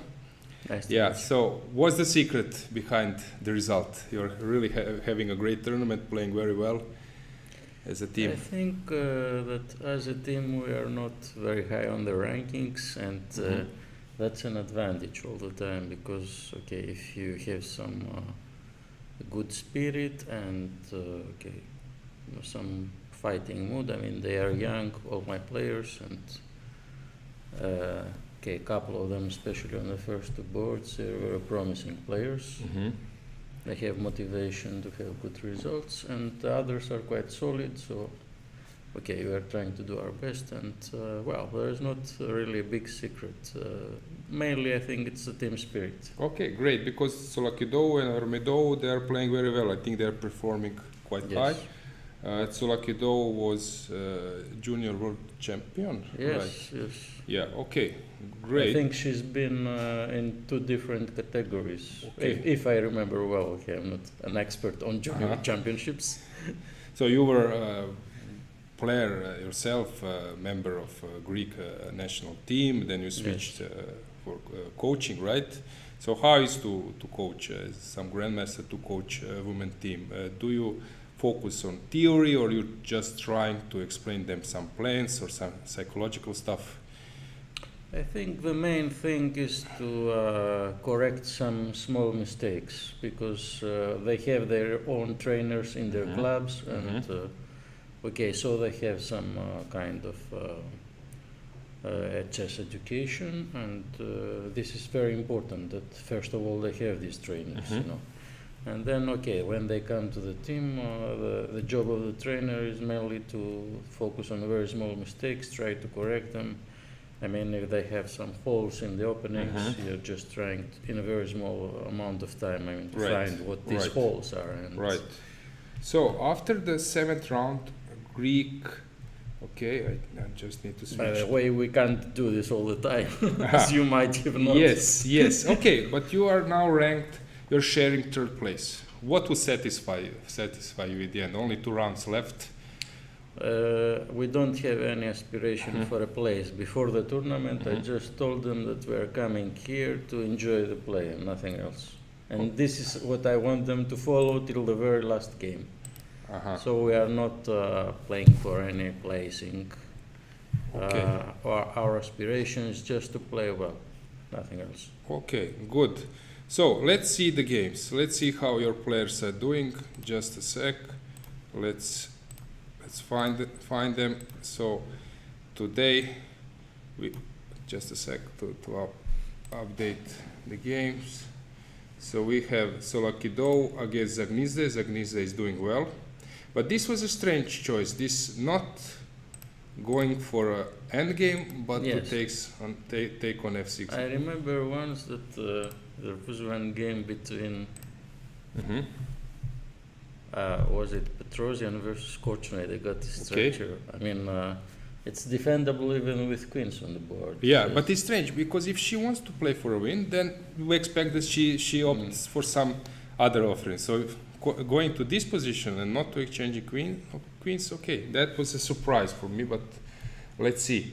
In principle, black is okay in these positions. I mean, you always have this bishop on g6 that looks like a bad piece, but it's defending the whole structure. So white, if he tries to exchange it, then no more weaknesses. So it's okay. I understand. So I think this is about balance. Although I'm not such an expert in this type of structure. But black didn't do anything wrong. White didn't do anything wrong in this position. So normal moves. Knight goes maybe to h1. some very slight edge. I don't know. Okay, let's see second board. How is Avrimadou? This is very complicated for me because I'm not at all an expert in this type of structure. I mean, it's some kind of King's Indian, but playing reverse. I know some things about this King's Indian, but this is not typical King's Indian. Somehow it's very strange. I believe that it's a kind of balanced position, but what worries me is our time. Our time management is not so good in this game. Okay, let's see Arabidze. Yeah, here I think normally black should be slightly better, but okay, it depends on the tempo, of course. Maybe white can equalize with Yeah, I precise think. play. Yeah, I think. Yeah. But I wouldn't be surprised if we make a draw here. I mean, Mhm. because white has tripled the rooks, and okay, Mhm. there's no not so easy way for black to block the c file without allowing wholesale exchanges. Maybe. Yeah, this is typical. For example, black plays. Let's say that I make some. I don't know, Yes, some I move like understand, this. yeah. This is typical. And then okay, it's not easy to break Yes, into yes, yes. white's position. If you play f6, of course you're making some long-term calls. Yeah. Yeah, I think it's about balance, to yeah. be honest. Yep. And the last board. The last board is Tonya, our newcomer to the team. Mm-hmm. She was my personal choice for the team because Mhm. the previous selector had made another choice. Okay. And okay, the other 4 players we kept. Mm-hmm. So I think, well, white has a slight edge, but okay. It's Yeah, nothing this is- special. yeah, of course, yep, yes. yep. So maybe black can hold this with precise play. Again, the time management, you know. Mm-hmm. Our players are a bit inexperienced compared to the other players, so this is the problem. And, Okay, yeah, probably they're respecting their opponents, and then yes. you are rechecking. It's good to respect, but Yes. not to over-respect, yes? Uh, I think in general, for the moment, the match is balanced. I don't know what will happen in the Mhm. end, but okay, we are putting up a good fight. I mean. okay, have you followed any other games today? Some special? Yeah, One- I was watching the game of my friend Joe Bava and Okay, the let's- game of Nisipeanu. Okay, let's Which is switch. Let's interesting. switch to men's section. So we will find him. So 4 draws in Ukraine against Azerbaijan. For me, it wasn't surprise when I saw the lineup plus openings. So, but we can just check this one, how this ended in a draw. So Ukraine was playing 2-2. So this is strange that this was a draw, but okay. Maybe it's slightly better for black. I mean the Yeah, structured the black has Spanish yeah. game, yeah. Okay, Not this one. okay. Let's see. Let's see. You were mentioning Nisipeanu. How is Dieter doing against Bogner? Yeah, this is a very complicated position. Okay, white seems to be have placed everything very nicely, but I was trying to see what is the deep point, and Mhm. I mean it's not easy at all. It's very hard to find something for white here, because okay, black is a pawn up, So knight if he c6 is just gets the coming. knight out. Yeah, knight c6 is So coming. I was wondering what has he seen, because to be honest, okay, it looks like there is some trick, but all the time black seems to escape somehow. Let's So- try to find some resource. Okay, white can switch to the king side. However, it's not easy to create any threat there. Okay, maybe something like moving the bishop to b2, queen g4, try to get some hold there, but I expect Yeah, some but that. Okay, at least the for queen is defending the 7th rank. Maybe I can just try to put my knight also to a6 and c5 in the very least. I mean, I don't see what is the real point of white's play, because I saw this d5 and I was a bit puzzled. Mhm. Let's see the opening. So, okay, normal stuff. Nimzo India, okay. Queen c7. Here, for the moment, it looks impressive for white. Yeah. But okay, these are the structures where black just needs 1 or 2 moves to develop, and then his position looks much better. Yeah. Okay, c4 was followed, and then this d5 came. Huge advantage in development, what? Yeah, as you said, he needs to have some move. Maybe queen f4 or something. Maybe. Queen f4, Yes. yeah. Knight c6, then you have. Yeah, I will try maybe to take and rook e7 in that case. Yeah, maybe this. Is the Yes, point. this is the point. So I believe agree. the move should be queen f4, but okay, still black has many moves, and For example, I don't know what happens after, let's say, knight. Knight a6, could he have again the same trick? Some knight c6 maybe, yes? If queen f4, knight a6, knight c6, threatening the check, and if you take with the bishop, then again rook e7. Mm-hmm. This could be maybe his main trick, yes? Mm-hmm. Mm-hmm. Right. So knight f4 might be Okay, the my move. feeling is he should be planning queen f4 in this position, but okay, it's hard to guess, of course. Mm-hmm. So, what can black do after that?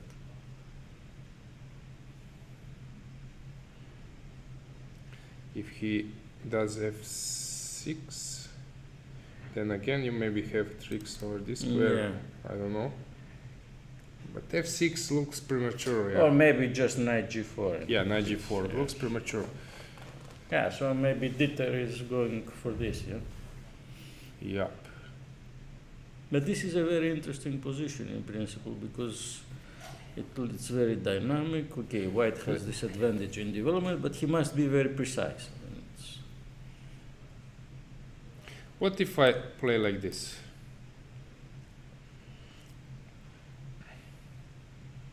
yeah. Maybe now we can switch to your bishop b2 idea. Yeah, maybe. Yes. But this bishop e6 looks normal to me, but yes, bishop b2 maybe now.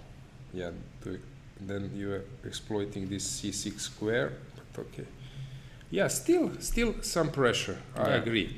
Let's see how Jobava is doing. He's playing against Christensen. Yes, this structure I know at least. I played against Yeah. Bahadur 2-3 times this position. So, okay, I think it was draw maybe one game and oh no, I made two draws. Mhm. I was pressing in both games, but okay. Mm-hmm. He was very experienced also, so he Yes, knew how to yes. trick me Yeah. and make a draw. Actually, in the second, after some pressing, then I got a slightly worse position. Okay, this yeah. is slight plus for white, but probably nothing special. Nothing Yeah. special. Yes. Let's check our star. Let's check Ali Reza. How is he doing? We can also find him on the camera. Let's see the playing hall. He's here, so people are around the board. So let's see the game. What happened here? So I was following this position till this moment. Knight c8 looks Grishuk is white. Yes. yes, and people were thinking that Grishuk here was playing this to make a draw because now somehow people think that Ali Reza is a god, but of course knight g5 is known. Yeah, to place the rook on e7 and then to push d5. This is, Yeah. but people expect that he's heading for a draw and that he will return the back, but of course not. Grishuk also would love to win this match, this game. Yes. So knight a7, a4. It looks better for white, but okay, still c4, c6. Ali Reza was thinking about this move, but okay, then he done it. Yeah, it's of course very principled way to treat such positions. But Okay. This is very tactical. No? Yeah. So exploiting two pins, Yeah. this one and that one. Let's calculate a bit. So probably long term I need to. What's going on? How do I protect my rook? D5 is of course the move we should consider. Yep, and it's He been must played. play this, Yeah. I think, because otherwise it's also the pin on the rook b8 Right. should cost him some material. Right, The queen has to stay in contact with a5, so this is logical. right. Okay. But still, it looks a bit quite untypical for black. I mean, he's struggling, I feel, somehow. Because the pawn-wise, he's already losing some pawns, yes? So if he also loses the exchange, so it's two pieces for a rook. White has some pawns, some scattered pieces. My feeling is white is better. Yeah, and he's not probably risking. From this point, I would say that he's not I risking think much. Alexander played correct here. He Yeah. had to play like this. Yeah, and actually, 27 minutes. Okay, he will now. They will make few exchanges, so he will have enough time to play this I position. think this is clear to me that white is pressing a lot in this game. Mm-hmm. That's the way to play against Alireza, by the way, because you have to play actively Right. against him. If you sit and wait, he will get you somehow. Yeah. For example, even when he is worse, he likes these positions that not much is happening because he can slowly try to outplay you. Yeah, you're right. That's very common. That's very common when people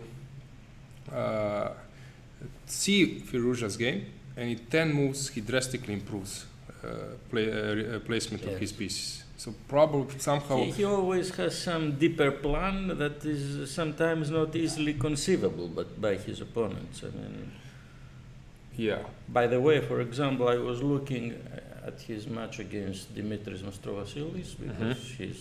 That was a great win for. Yes, that was a in the great end. team for white, but in some moment, black could get some active king. He didn't go to e3 with the king, but so one mistake was enough to lose the game. Yep. Because he had a deeper plan, and if you make an exactitude against him and he realizes the plan, it's over. He Right. always thinks deeply strategically. I mean. Yep. I'm interested to see this game Shirov against Duda. By the way, I don't know if it's still going on because it looked a bit drawish, but okay. Okay, knight b6 at this moment. Yeah. Okay. Yeah, let's here- keep on watching this. Yeah. Yes. You watched this. Yes. Yes, so knight b6. Here I was really curious what will black do, because this looks horrible that white is pressing all over the board. You have also Yeah. this back rank motif problem. But somehow this knight b6, this Yeah, is the move I it's a found, good and, move, and Shiro played it. Then Yeah, I was watching Yes. exactly in this moment. this is the only White- move because knight e5 is obviously not Yeah. working. So what to do? Knight b6, White played b3. b3, yes, a4. Here I was watching. I was expecting a4, of course. Yeah. Somehow I we have get feeling this that- position. I believe black should draw this, Yes. but still maybe some technical problems. Okay, the knight is strong. There are many weaknesses in the white pawn structure, but this is a very interesting ending. For example, I mean, for amateurs to look at. I mean, they're learning chess from this Yes. by watching this Yes, yeah, right. Right, I agree. Yep. I don't know, it looks, of course, white will press, but somehow, even position, for example, that we remove game. If you Those remove pawn the and- pawns, and- it's a draw. pawn on knight on e6, and then, Yeah. yeah. It's a draw. So, okay, let's just finish with Firouzja position, and then we can make a short break. So king f7 was played. So now is Grishchuk time to play something. So knight f3 is a possible move. Rook a5. No, rook a5 cannot. Rook. I cannot play this. So what else can I play? ED5, of course.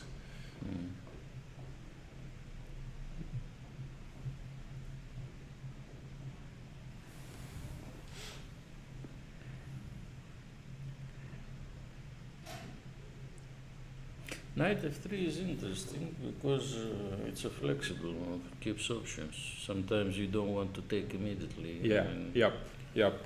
Exploiting the pin. Knight e4 doesn't work because of the pin. So this is something you're clearing the d file as well. This is something knight on d2 is not. Maybe after knight f3 he should just also be flexible, maybe just go king g8 immediately, who knows. Yep. So knight f3, let's say king g8. Shall we proceed with rook d1 or not?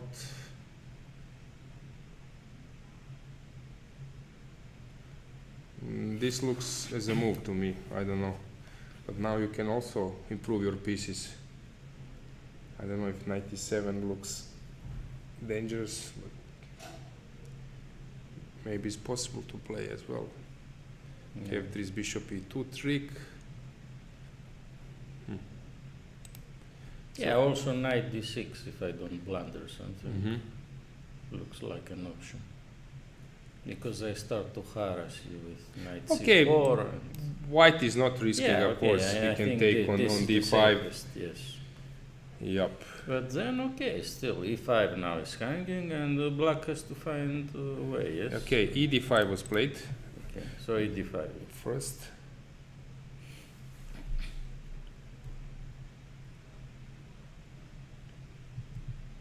Yeah, black is suffering. Yup. Yeah, maximum is a draw at this moment. I think he will lose this, to be honest. Really. Yep. Okay, Firouzja showed some really skillful ways how to pose problems to his opponent, but of course Grichuk is experienced guy. Okay, Kutronias, I think we can make a short break. Yeah. And thanks for joining me and good luck. Yeah, I had to join my team. See Right. what they're doing. Okay, Thank you very much for your invitation. good luck. Guys, we'll make a Thank short you. break.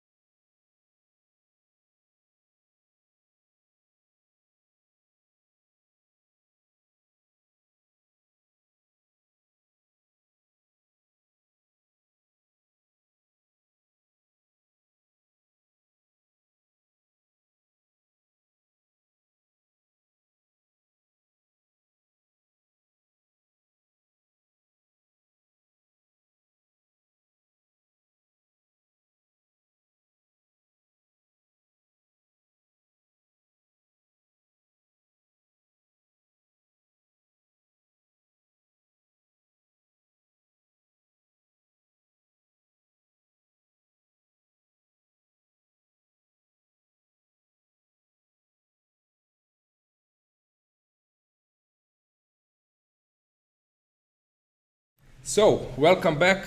My new guest is a captain of Serbian team. Welcome, Miodrag. How are you? Thank you so much for being here and doing good. Okay. So, Miodrag Perunovic, team captain of Serbian team. Today, you are facing a strong opponent, Armenia, right? We're playing against Armenia, a very tough opponent, and so far we're satisfied with positions, but actually everything is going to be decided within the next half an hour. Okay, so you have some kind of a mix of experienced players like Ivanišević, like Markuš, like Perunovic, and few youngsters like Inđić, Ivić. Yeah, exactly. That's a good mix. We actually got like two and promoted like two very young and strong players lately. Inđić was doing great. Ivić, who had a great, role in the World Cup and right after that in European Championship, and of course, like a part of experienced players like Ivanišević, Markuš, Perunovic. So we're pretty tough. Okay, good. Let's find your team on the camera. Let's try to see how they are doing their body language. So they are on the left. I see Ivanišević is thinking. Let's see the games. So let's find them. Inđić is playing on the first board against Gabriel Sargsyan, very known player, team player from Armenia. It looks he's doing good. He's doing good. Since he's black, to me this looks like almost drawn positions. So opposite color bishops. I don't see any problems for him. So I don't have any fear that this is going to be a draw. Okay, that's good. That's good. Inđić is working with he's Morozevic, with right? Morozevic. Yeah, Okay, exactly. this is nice reference, right? Exactly. Yeah. Okay, so let's see. Second board, Ivanišević, very sharp player. Okay, similar case, similar situation probably. Opposite color bishops. Okay, he might have some tiny problems with the pawn on e3, but I believe he's going to be able to hold this one. Yeah, I would also bet on draw in this position. So let's see your third board. How is Robert Markuš doing He's against also another very tough. Robert? Yeah, very tough. Okay, slight plus for white, but okay. Once Still. again, tiny bit better for white, but okay. Should be holdable, right? Okay, good. And last board, same surname like you. Yeah, but yeah, Miloš. he's my cousin. Yeah, okay. So, yeah, this is a okay. Right. Once again, very unclear position. So maybe you can help me with the assessment. Yeah, okay. Miloš is known as a dangerous player with white pieces. He has experience in this type of structure. He plays Sicilian defense himself. Looks good. I don't know if you saw the game last night, but he made an amazing win, according to some preps, against Rai Lopez. So it was a very nice one. Yeah. I recall that one. Yeah, I wasn't following closely, but this looks good. So, what's your aspirations when you came here? Well, we have a very tough team, as you see. We're competing all the time for the top places. We, from the beginning, we just claimed that we should be fighting for, top 10 places. Judging by this match, we just have like a pretty good expectations, but objectively speaking, it's around even. Yeah, okay, so basically, probably your idea is to survive this match and then in the last round try to do idea is to win this match. Yeah, okay, at least win. That's a hope. Yeah, okay, so Yeah, win exactly, this match and then one round, of course, even against Russia, you have some chances because in one match everything is possible, right? Exactly. Yeah, okay, what was the best result of Serbia in recent years? Not in top 10, right? In the recent years, not. I believe once we were in top 10, it was 9th place. I believe so, but I'm not like 100% sure.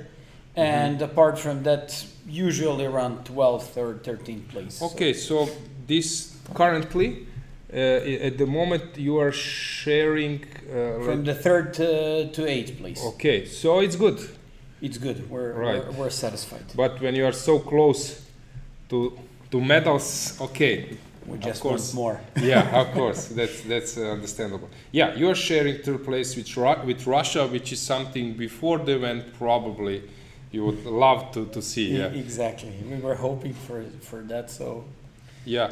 Do you have time to follow other games maybe definitely. in the event? Of course, Firouzja is now on fire. Everyone Yeah. I likes just checked that game him. and it's an interesting one. But actually, Grischuk is doing pretty good in this game. Yeah. My bet is that this will end up in a draw, huh? I believe so. Yeah. I believe so. Yeah. I also because he's got like 2 pawns and rook for 2 pieces, Mhm. but I believe it should be a draw. Yeah, maybe we can also check with the camera what's going on there. Yeah, so Grischuk is thinking, yeah, it should be a draw. There is also interesting to see Shirov is doing really good in this event. Sure, he's playing great this tournament. He made a great win against Terdos. Mm-hmm. I very much like that game. Playing pretty easy once again, getting some rating back. So Mm-hmm. I like his Yeah. style. Lately. Your women's team is also playing good. Some okay, I think Not first according to our expectations. Uh-huh. Our first board is playing great. Mm-hmm. Teodora Inec, Inec, she even mhm. won the. I just checked on the list. She even won the GM title. Oh, great! So- Congratulations to So her. she's really doing and performing great. Not just this tournament, but lately Mhm. she's playing really strong chess. Mm-hmm. Others are doing quite okay, but I believe they were expecting a little bit more. You played in women's section today. Serbia is playing. Let's check that you're playing against Austria, your favorite in this match. Yeah, So we with possible win, then in the last round, of course, fighting to improve. To be in Yeah. top, I don't know, Yeah, like 7, 8th place. 8, yeah. 7, yeah. Okay. So thanks, Miodrag, for joining me. Good luck for your team. Thank you Yeah. so much and good luck with your commentary. Yeah. Okay. So guys, we will Bye now bye. switch to the games. See you, Miodrag. Okay. So what do we have at the moment? Let's check. As I said, as we said, I think that Firouzja's game is somehow heading to a draw, but let's recheck it again. What do we have on the board? So typical stuff. 2 pieces for the rook. Actually, I was always the guy who liked to play with 2 pieces against the rook and pawn, even 2 pawns, of course. If they were connected, that would be a huge asset for white. If pawns are not connected, that I'm pretty sure that black can hold this one. With 2 bishops, if black would have 2 bishops, then even against rook and 3 pawns is possible to fight. So don't underestimate pieces, always light pieces against the rook and the pawn. 2 pawns, they can somehow fight. 2 knights is probably the worst scenario, but this bishop is very important to have it on the board. I would bet on a draw. If the queens are on the board, then I would rather prefer black than I would bet that black would somehow create also possible chances for a win. But in the end game, white is safe because, okay, not many pawns left. So I don't expect any problem for Firouzja. I know that some of you fans of him are regretting that today there are no chances for him to enter the 2800 club. What to do? Of course, Grischuk is a very good player, great player. It's not easy to win with black against him. So not strange for me that this is happening today. Okay, let's move on. Let's see what do we have. What do we have in other games? So Ukraine played 2-2, like in times, all times where in football both teams are happy with level result. Let's see what's going on in Maxim against Dubov. This is typical Maxim stuff. Unpleasant to play against him this type of position. Better for white, but slightly, only slightly, but nothing to risk for, except with the knights. Sometimes it's possible to get some entertaining play.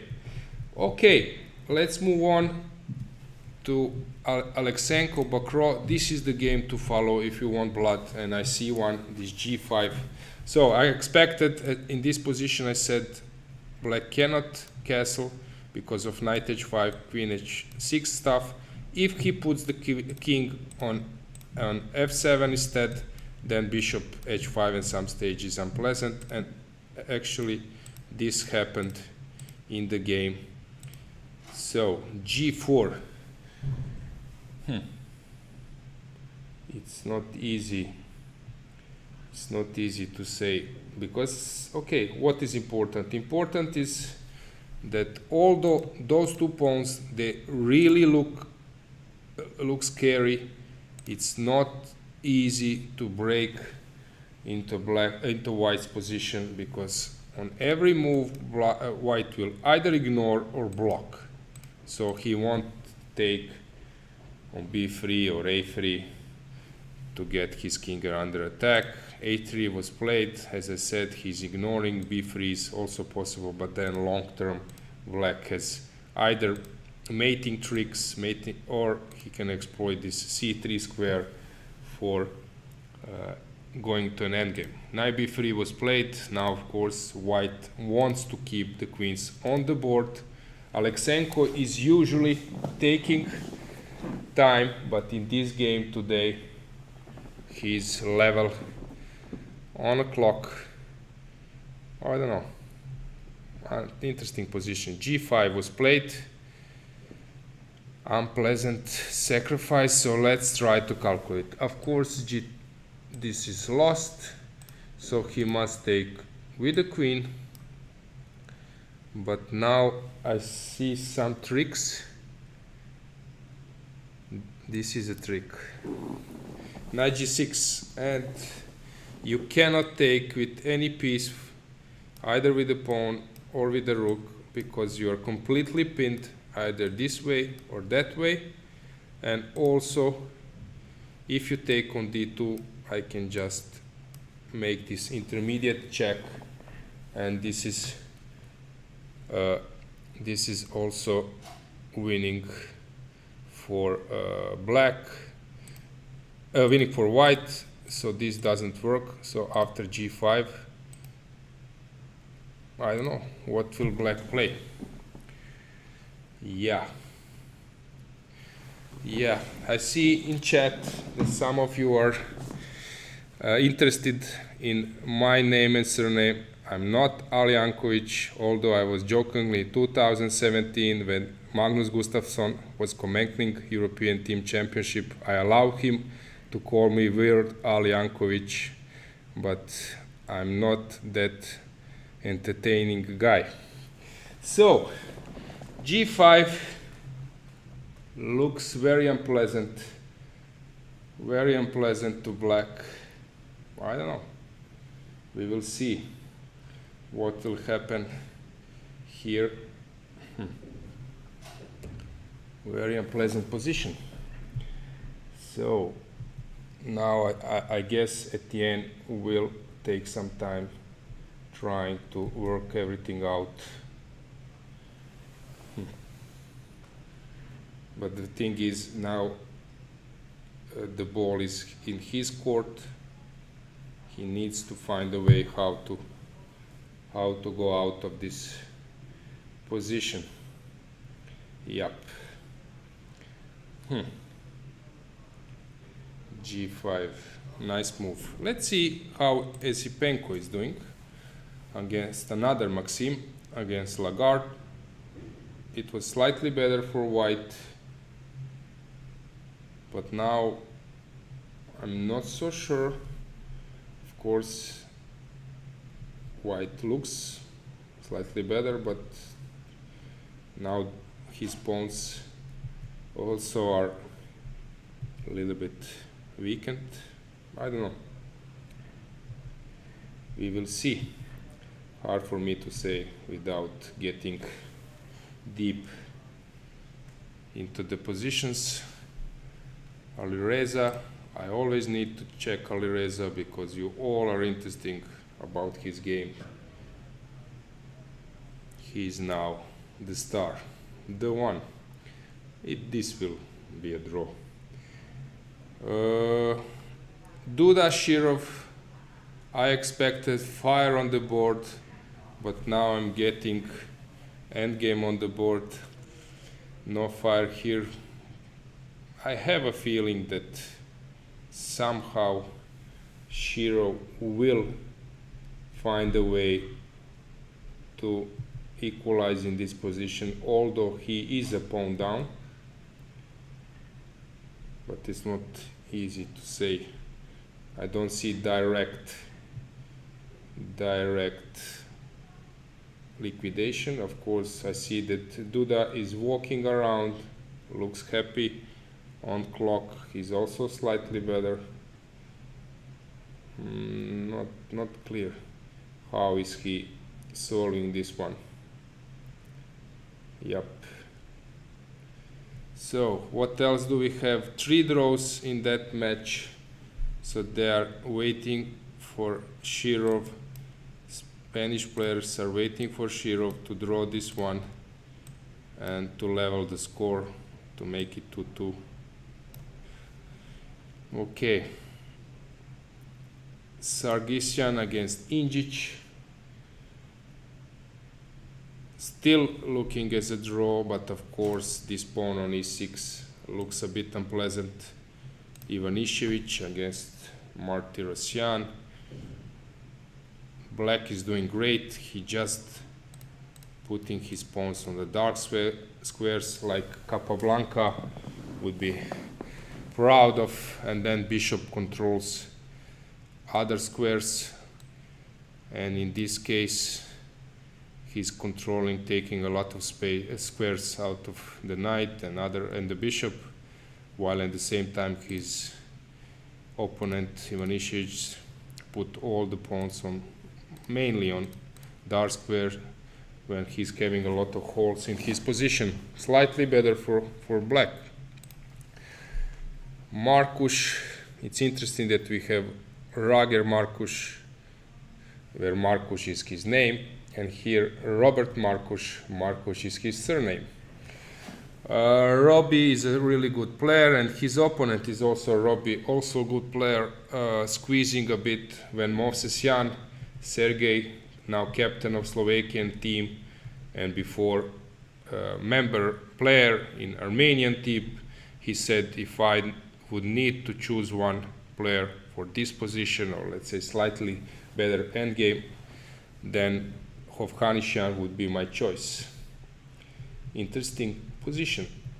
What else do we have? Let's see, we have Perunovic, but cousin of their captain. Now he improved his position a bit. It looks slightly better for white, but not more. It's hard to say that he has something, but okay, still slightly more pleasant position than his opponent's one. Okay, what else do we have? Let's find some interesting fight. Let's see how Erdos is doing. I think this was a draw. Okay, still black needs to solve a few things, but of course, okay, it's very sharp. Now I see it, e4 is coming, so not clear that it's very dry. It's not. So how is white preparing for this e4 stuff? He needs to move the rook.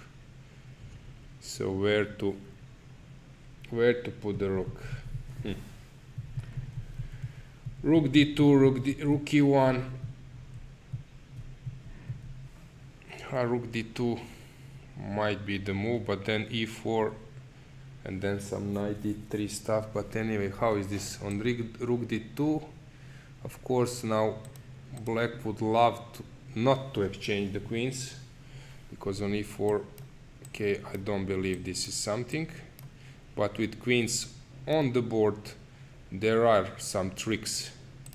So how is white dealing with the threat?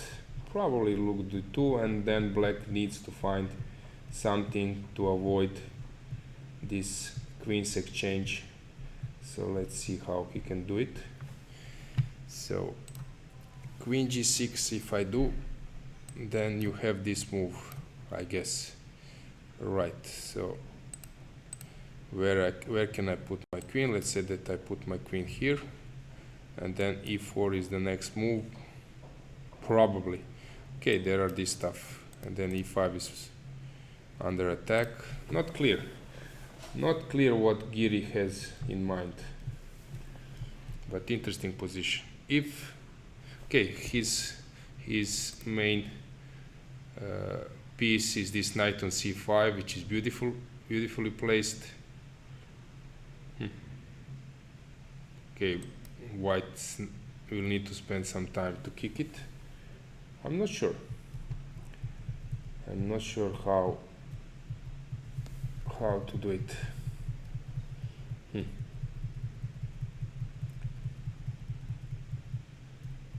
Interesting position. Okay, let's move on. One Forest against Berkes. Normal position for black, nothing to worry about. Max against Gergely. Also normal position for both sides. Let's see how McShane is doing. Okay, he played g4. This is interesting. Kicking the queen and trying to maybe push more, even h4, g5, or trying to exploit this square. So queen c8 was played. I don't know if rook d5 is a follow-up. Maybe it is. You take, I take, you need to move the king here, and then I play queen d3, you go back. At least I have a draw, but maybe he can find something, I'm not sure how. But it looks better for white. Of course, white is the one who is pushing in this position. Yeah. Okay, let's see what will happen in this game. Queen c8 was played. Of course, rook d5 is the move which now Luke is calculating, and it looks to me he will play that move. It's normal move to do it.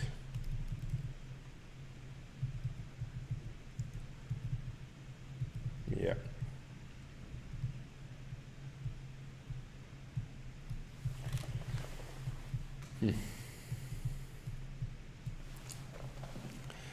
Thibaut, there was this.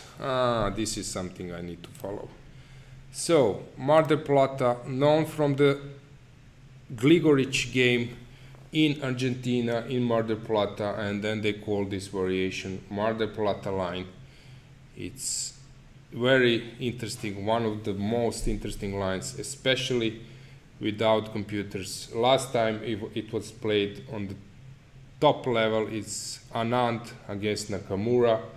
Nakamura won in London Classics. Now it's maybe already 10 years ago, when he said that before the game he wanted to play some Slav defense and to somehow equalize against Anand, but then he said, I think at that point he was having not a good tournament. He decided, let's do it, and That was sort of bluff, but not complete bluff, and somehow he completely crashed and checked that game.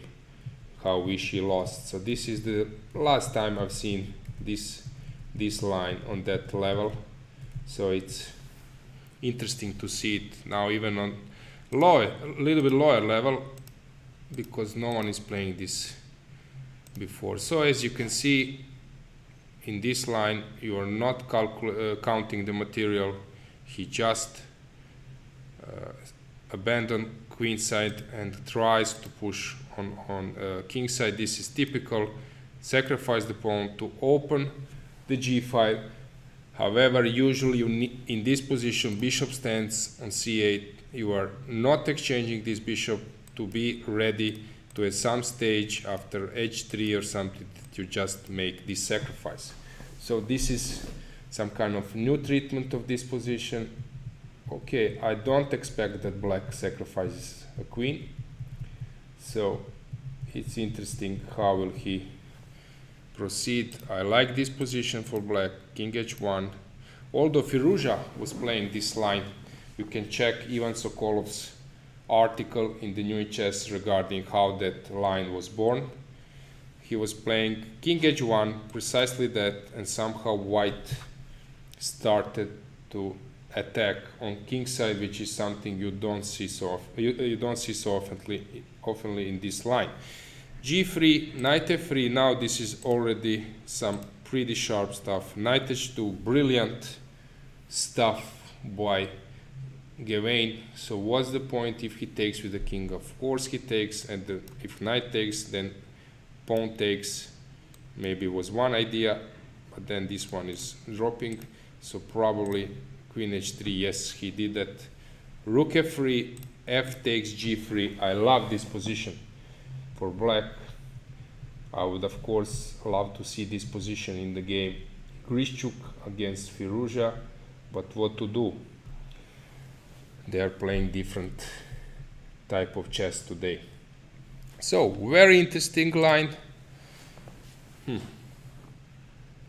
Very interesting game to follow.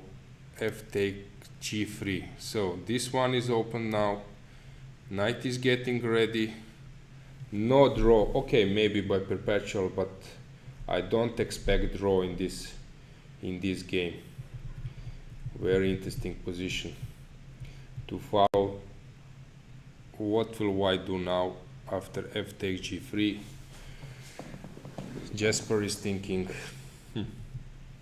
Very interesting game. What will he do? Let's see the clock. They are level. Interesting game.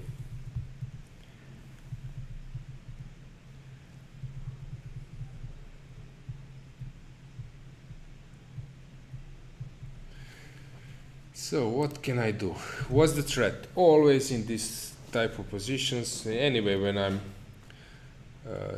starting to look for some games, I first ask myself what are the threats in this position. So let's try to find one. So threat is to deliver a checkmate, not something you should blunder. So how can I stop? I can stop by putting something on the second rank to defend the rook. So rook a2 is something which is possible, but of course you don't want to move this rook, which is the only piece in black's camp. What else I can do? Unfortunately, queen g1 is just checkmates. White, he did rook a2. Okay. Now it's time for black to find some threat. This is very typical in chess. One side finds a threat, then you defend against threat, then you have your time to find another threat. So this is typical stuff in chess. Solving problems, because usually people say chess is good for kids, chess is great. Why? Because you are solving problems, and actually this is something white is doing in this particular moment. Okay, solving problems sometimes means winning a game. Very interesting position.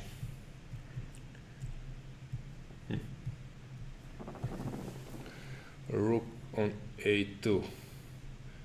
What to do now? How to defend? So now it's black position. I see that chat is screaming that Firouzja made some mistake.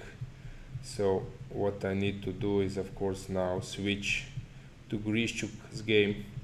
So unfortunately, other players, they need to wait for Firouzja to end his game, and then we can switch to that side. Knight g4 was played. This looks like a master play from black. I think that here we will see some brilliancy in few moves, but okay, maybe I'm wrong. Let's move to Firouzja. Let's give you your player. So what happened here? Rook e5 was played, knight f6. So I'm not using the engine. Of course, I see that some of you are screaming that he's making mistake, but let's try to see from human point of view what would I do in this position. Let's say it's a human, how to arrange the pieces. What does he want? He wants to put the bishop on c6. Okay, knight on d7 controls c5. Okay, now it's time to regroup with this knight from c8. So knight e7, but then this knight is controlling a7, which is important from black side to control this a7 square. My piece rook on b8 is attacking b2, but he's not doing so much. So basically what did Alireza do? He put his knights on d7 and c8. This one controls this jump, and this one controls this jump. So actually this is the point. So knights are well placed, so it's time. Okay, white can play rook a6, trying to undermine the bishop. So maybe I need to solve this position. I think usually if you would ask all those heroes from our childhood, like grandmasters, top players like Kramnik or before even, what they would say usually in this type of positions we either think how to arrange our pieces, but what is important, we think about exchanges.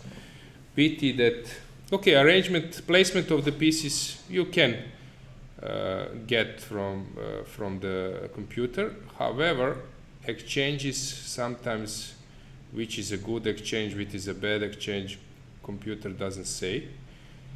That was famous story with Botvinnik was playing against Tal, and then he said Tal was calculating everything till the end, but Botvinnik just was calculating how to exchange his pieces, which pieces he needs on the board, which he doesn't, and he just was thinking in that direction. So my point would be that in this position, black needs to stay with the rook. So what white would do, white would try to exchange a pair of rooks. Why? Because then he can march with his king much easier, while at the same time black wouldn't do this. So Alireza for sure, I think, will try how to avoid the rook's exchange. So rook, knight e5 was played. What does he want?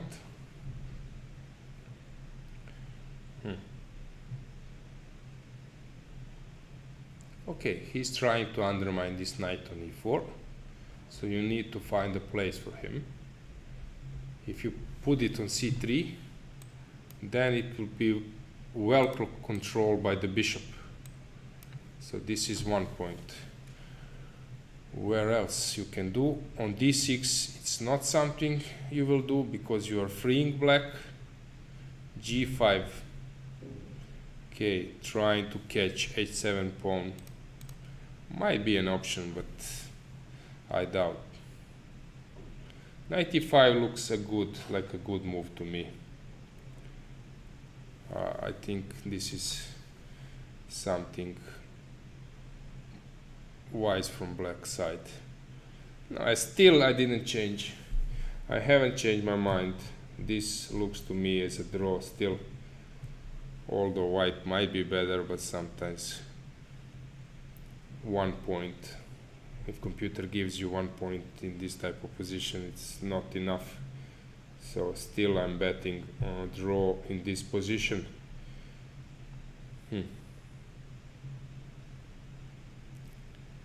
Time management, okay, enough time.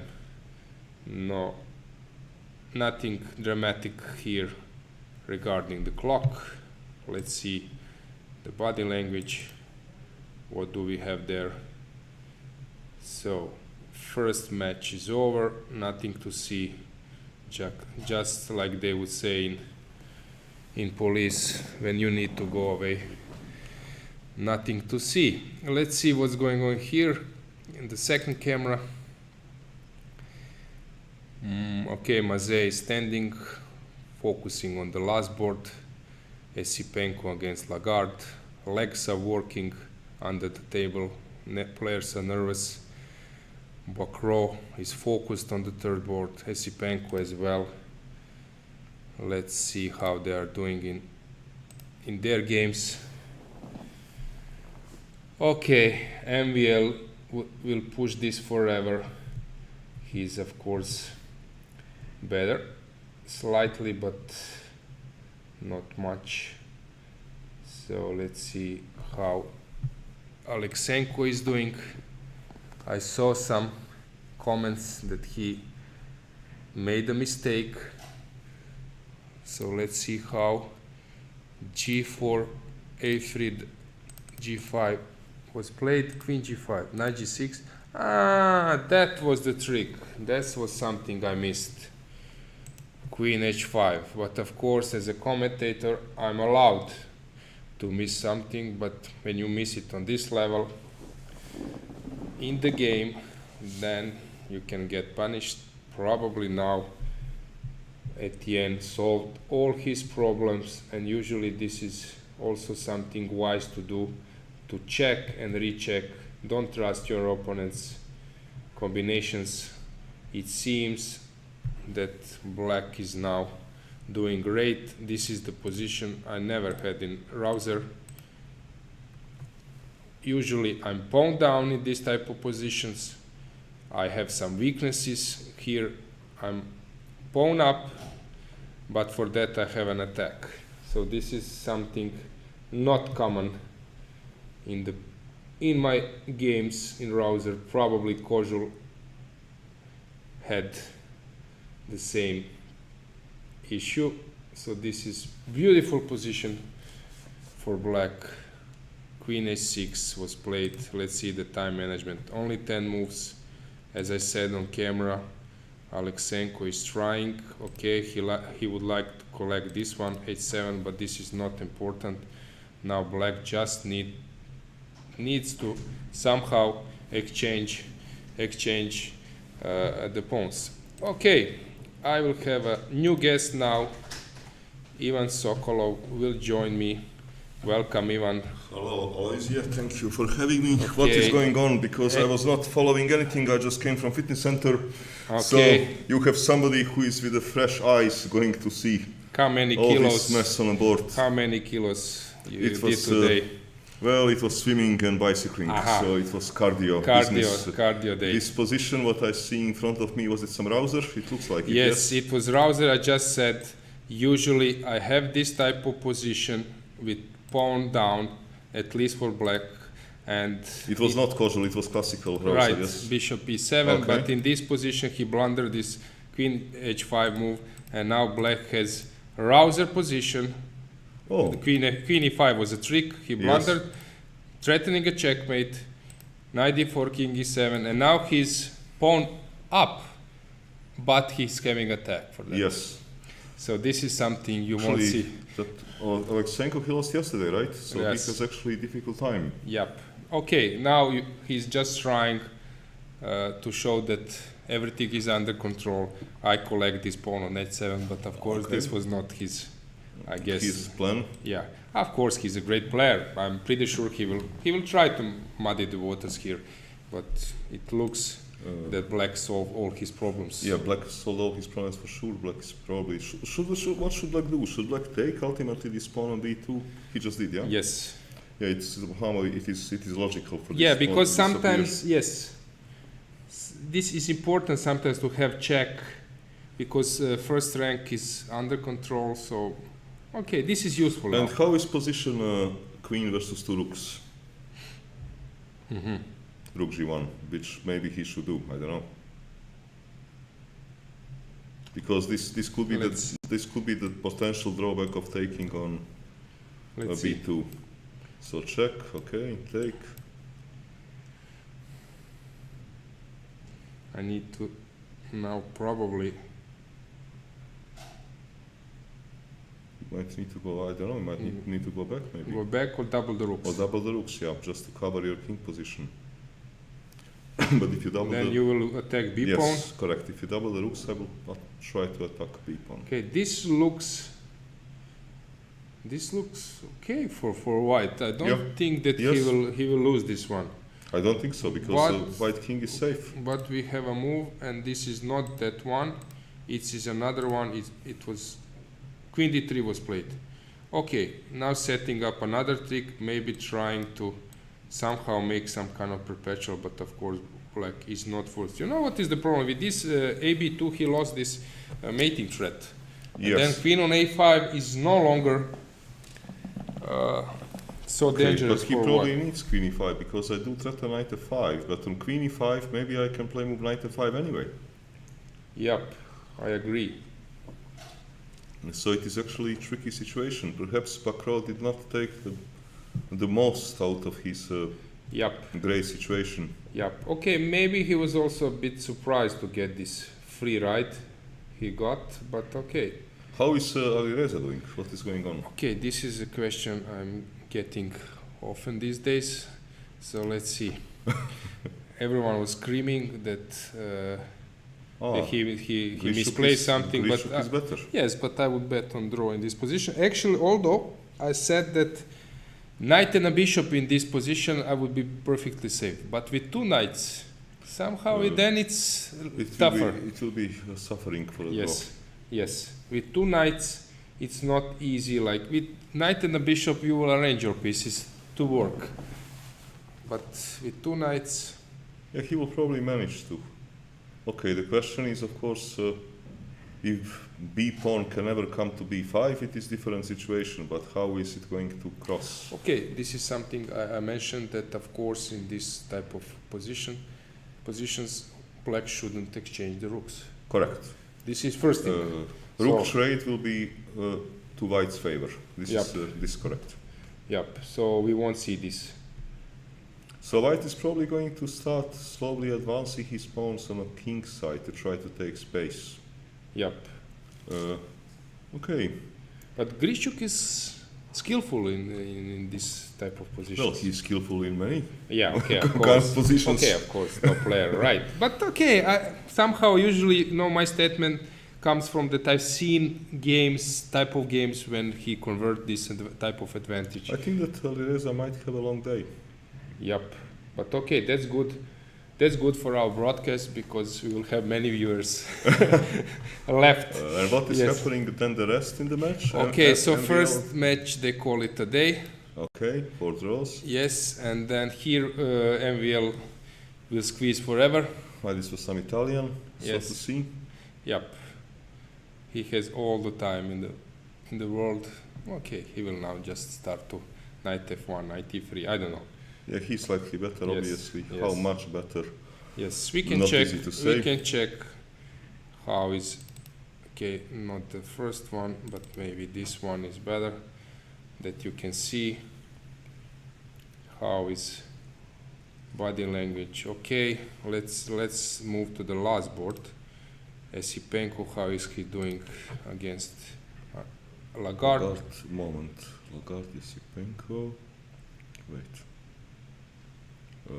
White is to move. Very hard to evaluate. No, maybe white is. No, I think that white. Look, question is how is a direct move like knight c5? What's your threat? If Bishop I take a4. bishop If a4. yeah, if you take on b4, I wanted to take by pawn, and then when you take by rook, I was hoping somehow to have some be tactics. able to do something clever, which maybe I'm not able to. Other option is of course to play move a3, threatening Yes. the same thing. Yeah, without sacrificing the pawn. Yeah, I Yeah. think that white is better. Because if I play a3 and I want exactly the same thing, knight c5 next move, I'm not so sure what do you do. Logical move is to bring this stupid knight back in play. Let's say knight f6 perhaps. Yeah. And I play knight c5. I think that white should be better. Yep. I would agree. See. Lagarde is probably calculating knight c5, but I guess that he will ultimately... I can also play knight c5, you take on b4, I take on d7, you take, I pin you, I will exchange. And I'm happy man. So knight c5 is asking Yeah, because this very serious question. this you mentioned, I was not sure. Yep. But this is also good. Yeah, but knight c5 is very forcing. Knight c5 might be simply leading to very serious advantage. So you said AB and Yeah, then I take on d7 and I pin. And this looks like exchange for nothing. Yep. I agree. This is no fun for black. No, so he needs something else, but what? I'm threatening bishop a4. Whatever you do.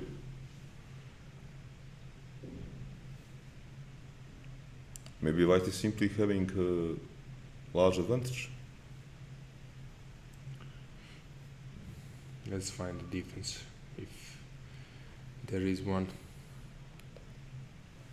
Try to find one of your crazy moves like yesterday, trying Yesterday, to Jobava. save impossible. So what would Jobava do here? Let's see. What would who do? Well, I'm not so sure you should call Jobava because he lost the game yesterday. But Okay, so what would Firuza do here? what would Firuza? This is a better question. What would a genius do here?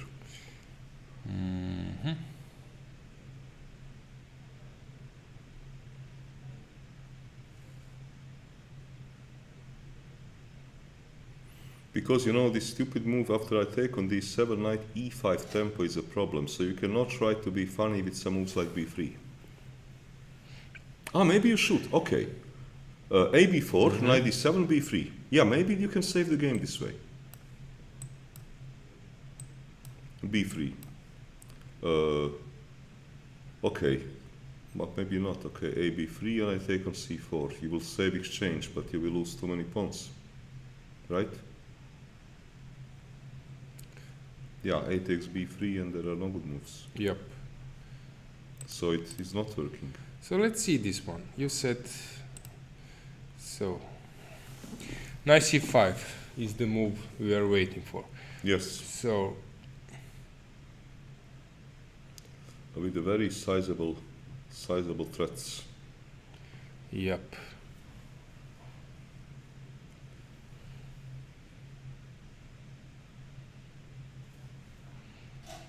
What's the point of black's play? Any point here? Well, it looks to me like black is losing material by force. Let's see. So bishop a4.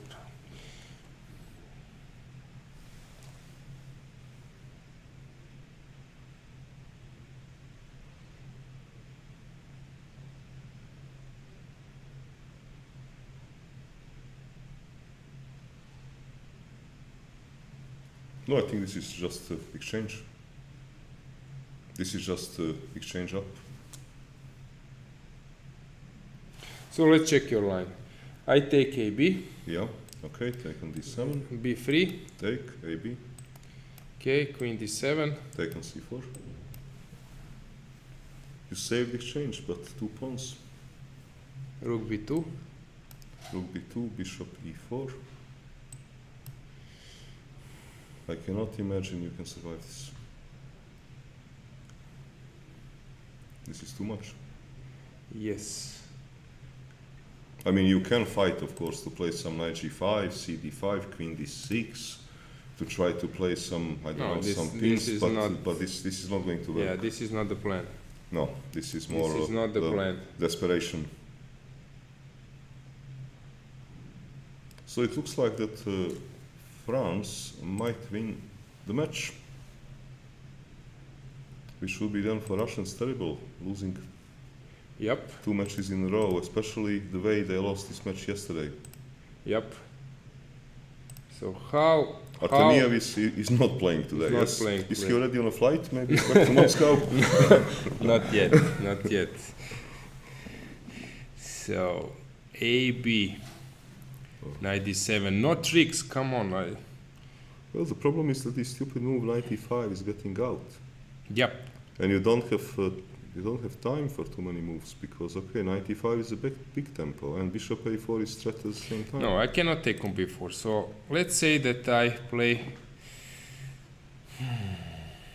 But I don't see how. How can I do anything?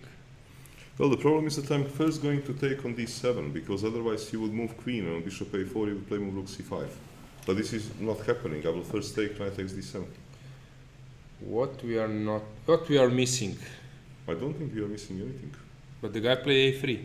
He played A3. Yes. Okay, then, you know, I normally don't like to do this, but maybe for once you can cheat.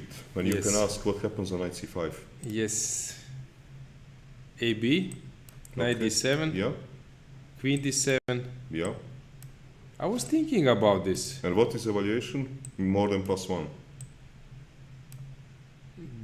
Yeah, queen takes. What is computer saying? No, this is okay. I thought that I'm losing D5 pawn, but I'm not.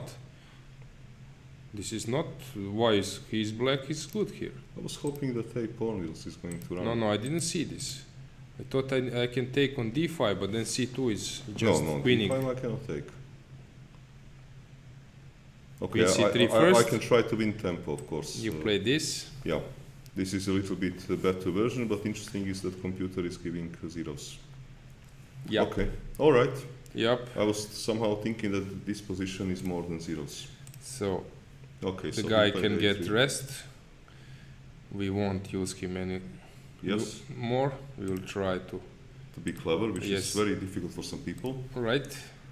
So A3, did he take AB? Yes. Okay, now is of course question how to take back, because both moves have a logic.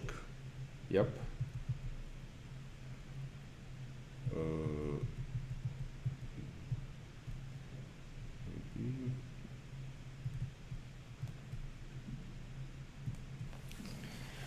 AB looks somehow. AB looks more stable. Yeah, not to risk any Yes. sacrifice. Yes, and AB then is to- move without risk, correct. So And CB is a little bit more ambitious, but I think that white is better anyhow. I Yep. like white. yep, Maybe Let- I'll play Rook A1 and improve my pieces. yep. So let's see. Alexenko, Bakro, any news there? Queen H3, takes, Queen D3, Rook B6. I like the move. H4. Okay. This is typical for Rouser. Very risky. Harmony, however, this H4 has a role, so he probably wants to push E5. Probably, that's what I'm trying to calculate. Queen H4, E5, FE5. And do we have something spectacular?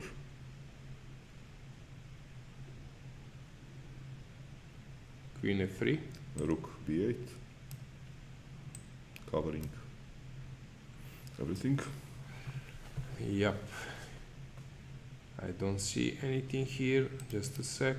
Well, maybe you have something, but I don't see more than a draw. Let's say knight c6, Yep. bishop takes, queen takes, you threaten. Okay, rook d8 looks forced. Check. Rook d7, queen on the 8th rank, rook back. Yep. Yep.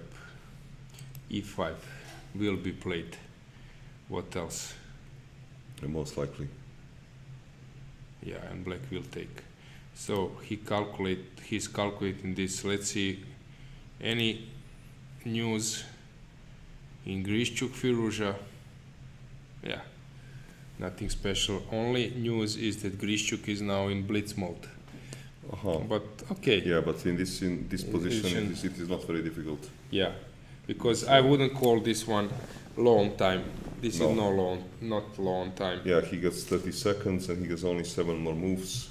Yep. There are no any special tactics. Yep. Yeah. So, what would you say? What would you bet on in this match? How would it end up? I would judge this position 60% chance for white to win, 40% chance for black to draw. Okay. You will probably give a black higher drawing percentage. Yep. I would. You will maybe give 60-40 the other way. Yes. Agreed. And the match? Match, So what do we have? We have better. Well, match, it would be very interesting to...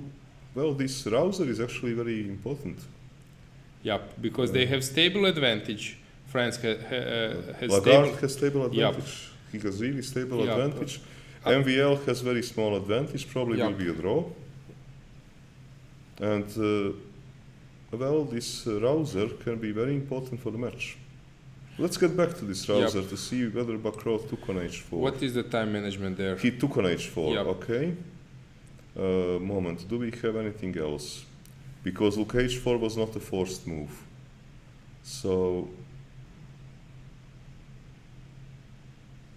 how is my move like queen e3?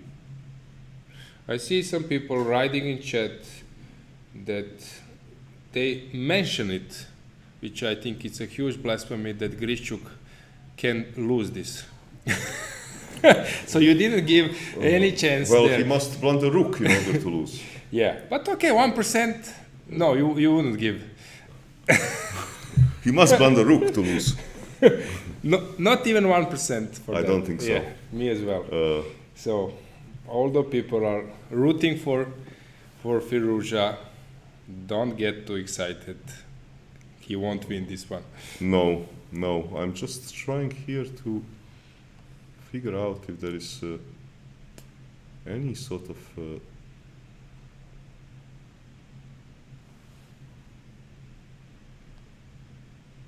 Tricks. well, okay, I can maybe. Now, if I play some move like queen e3, where would the rook go? Okay, touching the rook, X-raying the rook. I love it. X-raying the king.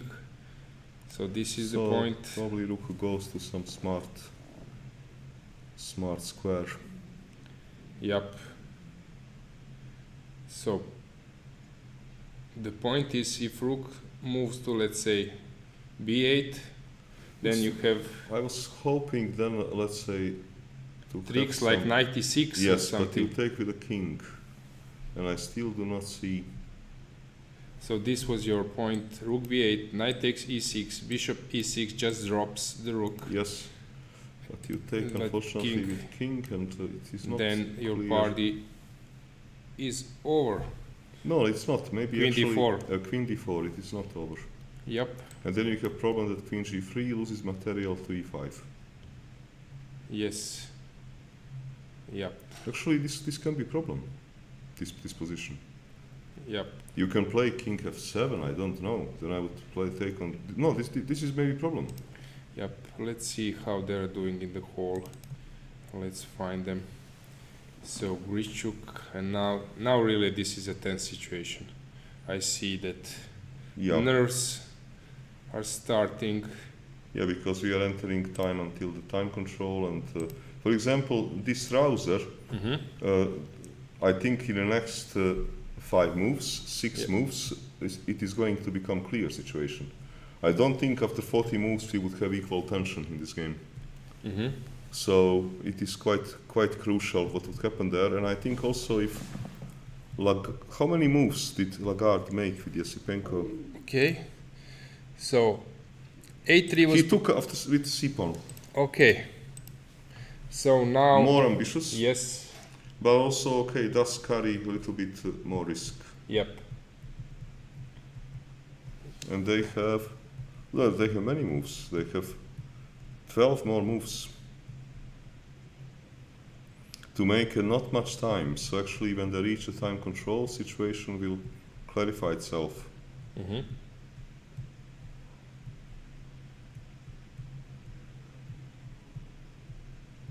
I see here some very funny comment in the chat. Some guy saying that Alireza needs to visit the doctor to fix his back because he's carrying a whole team. I love it. I love it. Okay. Not so easy for 18-year-old to be carrying a Yes. whole team. Okay. on his back. Then maybe he will needs to start to do your strategy. Yes. Going to a gym. Yes. Not cardio, but okay. Heavy weights. Yep. But okay, I think that Lagarde has very good chances to win this game. I like his position, and I think that both moves were good. CB and AB, both moves leading to definitely advantage for White. Yep. Agreed. Maybe your move was safer, but okay, he certainly is calculating and had his reasons to take with the c-pawn. And did Poland, Spain finish or?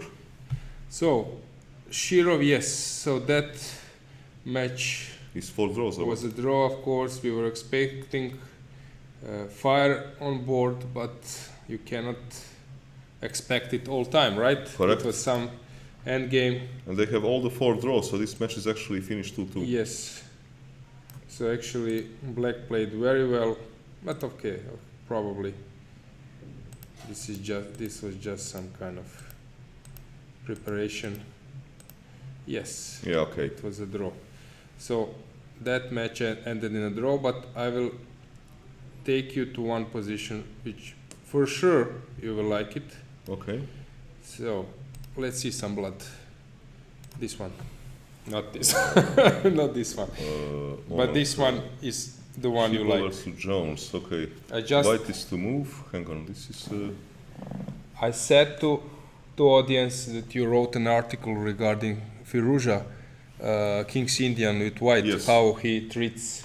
Yes. You can maybe say something more about it, but this is a typical. So you see, you can check similar line. I don't know. Okay, a little bit different, right? Yeah. And then here Jones played very interestingly,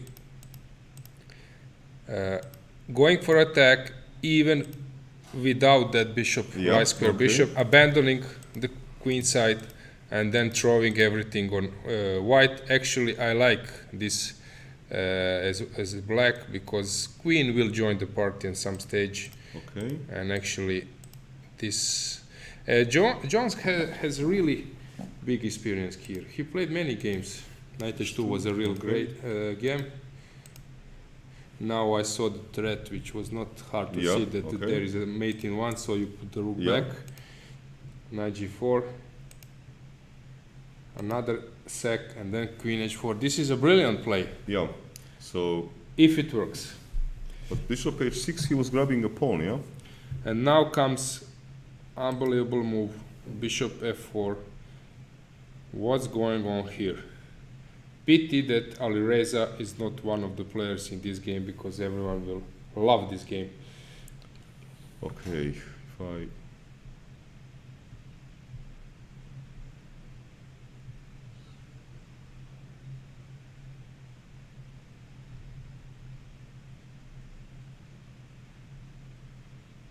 Okay, if I take, you just take by rook, yeah? This is more or less the point.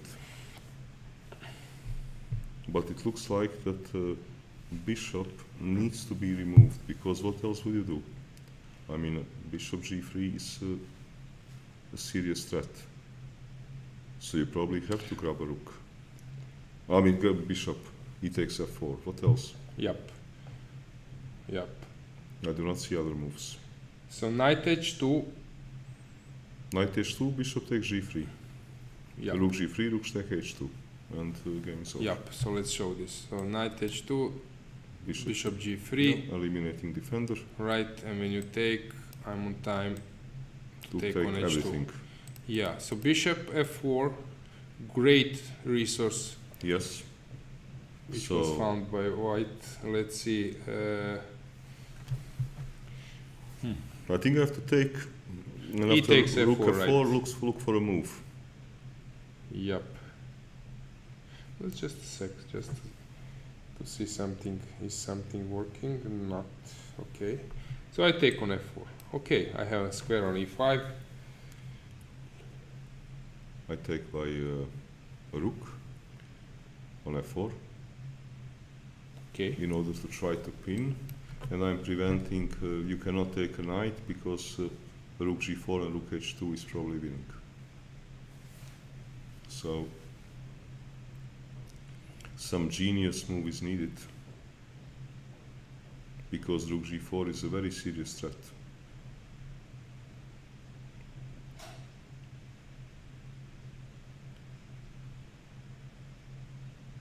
So Well, you can play move rook f8 if you want.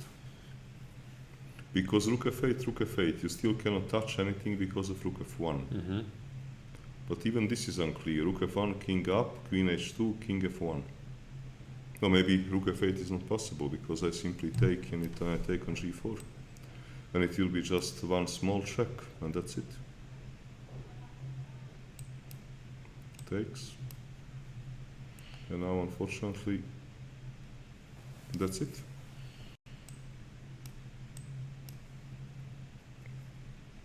To make a mat reverse, my rook is even defended. Yep.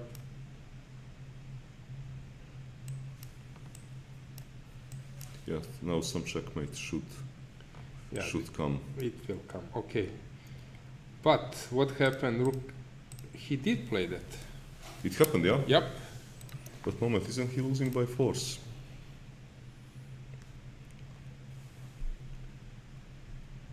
Look, on rook g4,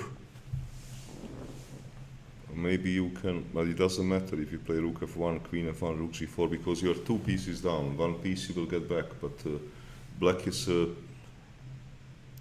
running out of pieces. White can take on f8 or take on g4. It will lead to same result.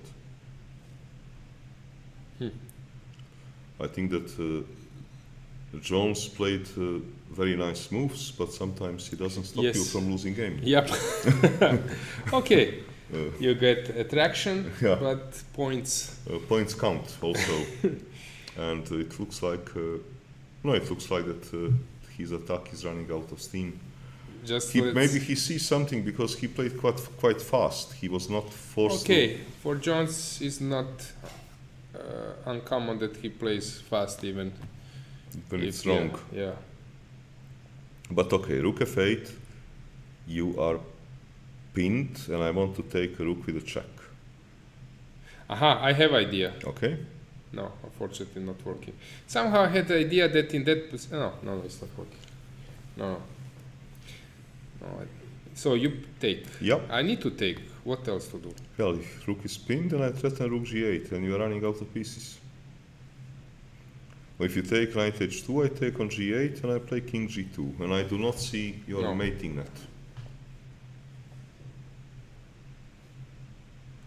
No, this is not realistic that he can do this. You know, maybe he can try to, let's say, to take knight h2, and on rook h8 to take by king, and on knight, and now okay, he wants some check, and on king g2 to play knight e5 and to knight g4 and to pretend like nothing is going on, and queen h1, knight e3, king g1, queen, I don't know, f4 or something. But I don't believe in this. It looks like science fiction. This looks lost in Because many then ways. some rook a8 check is going to come and you will simply checkmate me. So it doesn't look like this can ever work. Is this important game for a match? You know, I was even thinking about this. Call me crazy. Oh, this is quite nice. And okay, take. King up. To g7. Okay, now queen f4. Okay. Queen. Okay, check. King up. Up. I'm sorry. Yeah, king up. And life is beautiful, yeah? You escape checks. Yes. Yeah, you escape checks and now you're going to mate. Yeah, okay, maybe Right. there is a trick, but Yes. it's everything looks close. No. So this what did is, he do? Queen d4. King f. No. Queen d4 was played. King h7 and now e5.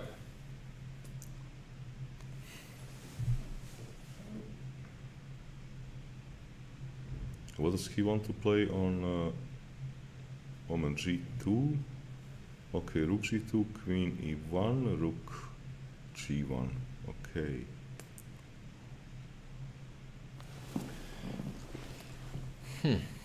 e4.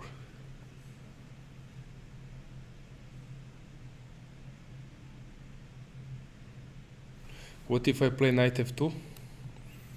Okay, rook take f2, yeah? Check. Oh. It is a check. Sorry. I'm blundering everything. Okay, maybe you...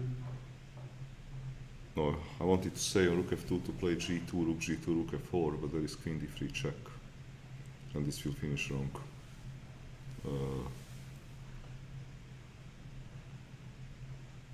Okay, looks. Maybe this is also winning. Aha, okay. Queen h3. Mate in 1 is always a respectable threat. And I'm now also, when I jump with the knight, you don't take my queen with check. Okay, okay.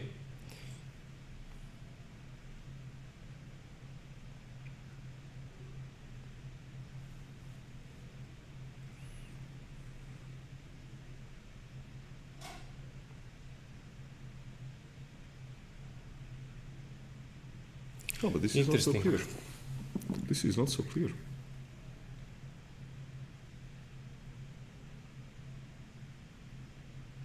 G takes h2. We cannot predict any move.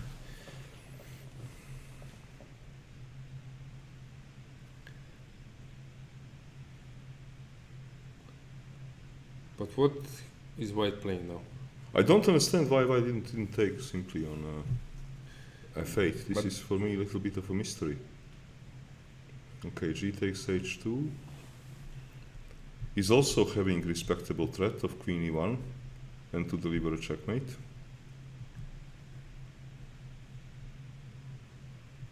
I can play move queen e4, let's say to prevent this mate. G takes h2. Queen d3 was played. Okay. Queen d3. But queen d3 is... Oh, very sorry. Queen d3, king h8. Moment, queen d3, I don't really... Look, queen d4 I would understand better because I'm covering e1. Now queen e1 is a threat. To me, this looks like an over game. That the game is over. Yeah, what white is doing is really strange. No, what white was doing is really strange. Yeah, but rook f8 was bad for because on queen g4 there is rook f1, rook f2. Brilliant idea. Ah, and then take with queen. Yes, okay, this so, is something. Okay, this is quite nice. Actually. Yes, this is something. This is great. So this queen g4, rook f1. It's not possible to take the rook because of the pin, and now comes final move. Brilliant. Yeah, this is brilliant. Fantastic, mate. You take. I play this, and here your queen on g4 stands in Yes. a way. Yeah. Okay, so that means that actually Jones is going to probably win a brilliant game. Yep. Brilliant win for Jones. This Really. game still on, or The game Rook F8 was played, but this looks now completely lost. yeah, because okay, white is not even material up Yep. for all this suffering. So brilliant game from Gawain Jones. Should we maybe go back to this Russian match? Let's do Because it. okay, So let's other see. top matches are over. So, moment, how did Serbia finish? Serbia is playing. Armenia, right? All games are in progress. Sargsyan against Inčić. Sargsyan made a considerable improvement. Ivanišević was worse against Martirosyan. And okay, Perunović looks lost. yeah, he's missing some pawns. Yes. He will. Yeah, he's missing. He will. Okay, he will win Okay. pawn on d3. They will but lose it the doesn't match look if nothing special happens. Aleksenko Bakrov. Let's see what was how they repeated the moves. E5, Queen F3. We predicted all.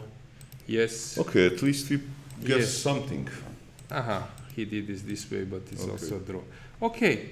Good draw for Etienne. Here. So this is a moment, Lagarde. So many things happened. Yep. Uh, Looks completely winning for white, unless.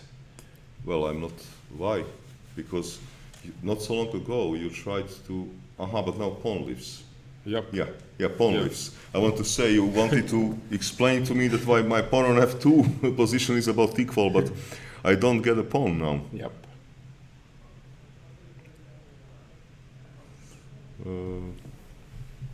But okay, how terrible is it? Because king is open, queen c6. How terrible is it?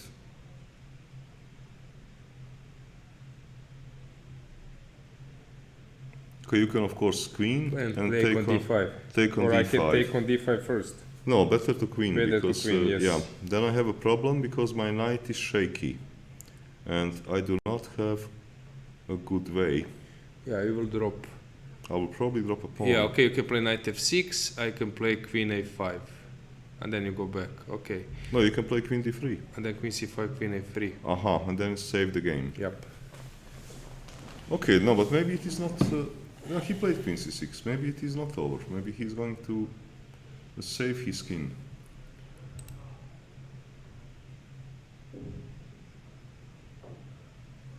Okay, I see on the board. Queen is on c6. MVL is watching the game, playing with mask. So queen c6 was played.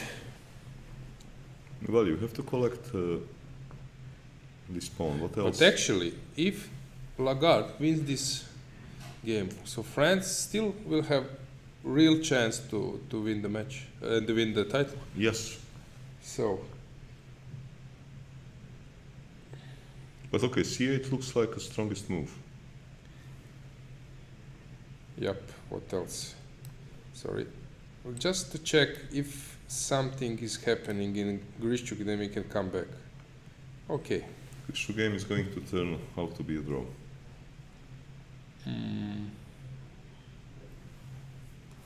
Because It should be complete draw, right? we cannot win this. Yep. Simply. The problem for white, it is not even that black needs any special skills to Yep. keep it Yep. simply too easy. Yep. So okay, we will No have way, a, yeah, no way how to, yeah, and then how that to means because on f4 there are even g5 tricks. even g5, but I can also sit on So my this hands. is also known. Yeah, Yep. you can have as many extra pawns on g file as you like. Then I wait on g8. Yes, and you yes. put your rook back to, and you are sitting and looking at me. Yes. So let's see Lagarde. This is the So Lagarde actually. this is the game for queen e5. Okay, Yes, this is wants also interesting because c7 is a really huge asset. I so can push he wants what? a He pawn. wants He queen wants- e7, queen d8, yeah? Yep. Maybe he wants queen e7, queen d8. Yeah, but what are your next moves? Okay, you may play f6. f6, queen e7. No, he plays c2.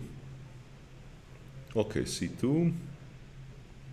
Aha, on queen e7 he wants queen b6 check, and then queen b1. But this will not work.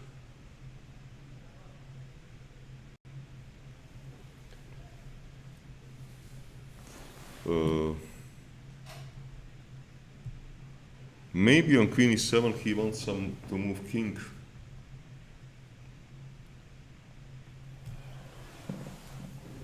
No. King h2, I like this. Okay, he's doing a prophylactic decision. Now he wants queen e7, queen d8. Okay, can I also be prophylactic and play some? No, I cannot no longer play some stupid move like. I was thinking about playing some stupid move like king to f8.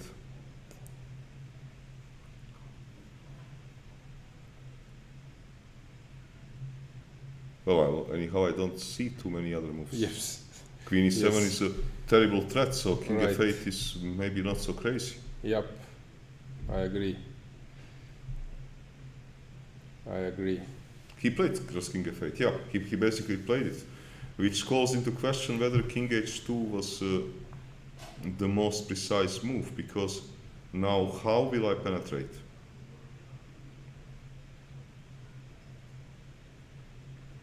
Because if I can still play c8 queen, and then take on d5, and you give me check, move a king somewhere, and hope to escape perpetual check, and to collect on c2. I'm not sure, really, whether it can work for me. King h1. So that means that king h2 was not such a Okay, brilliant but move. maybe king on f8 is better than on g8. I don't know.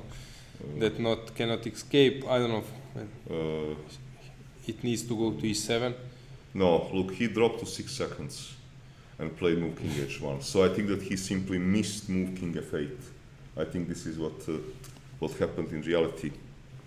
And I think that there is quite a good chance that black is going to survive. Okay, let's stay here. We have only two more moves, and this game is quite important for the match. Mm-hmm. Yep. So England is leading against Denmark, Hungary, and Knight f2. Okay. Okay, king summer. And knight back to e4. King g2 you need to play, I think. Because king g1 because of king h2, maybe knight d3.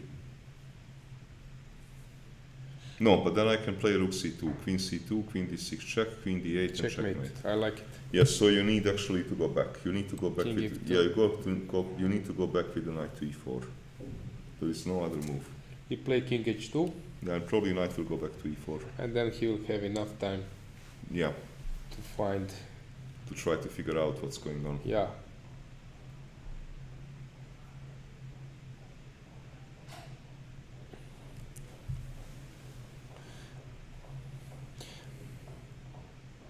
Yeah, Black is now thinking maybe to exploit some new chance, but there is no he one. has a 14 seconds. Yes, he will play He 94. will play 94 almost for sure. Yes. Very difficult to come up with. Yeah. 94 only move. And okay, now white is going to take his time. Okay, is f6 a threat? Because if f6 is not a threat, I can push my pawn to A4. That's I was yeah, thinking, yeah. but f6 is a threat. What will you play on f6? I don't see any special idea.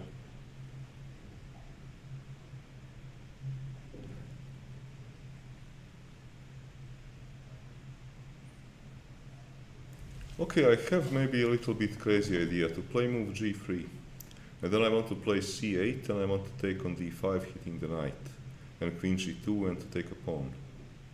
Because then you don't have any checks. But then knight g5, okay, yeah, maybe it's good as well, but I'm not so sure.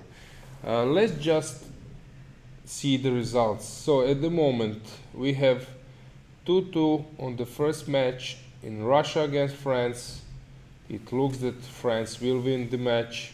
Poland against Spain was level as well.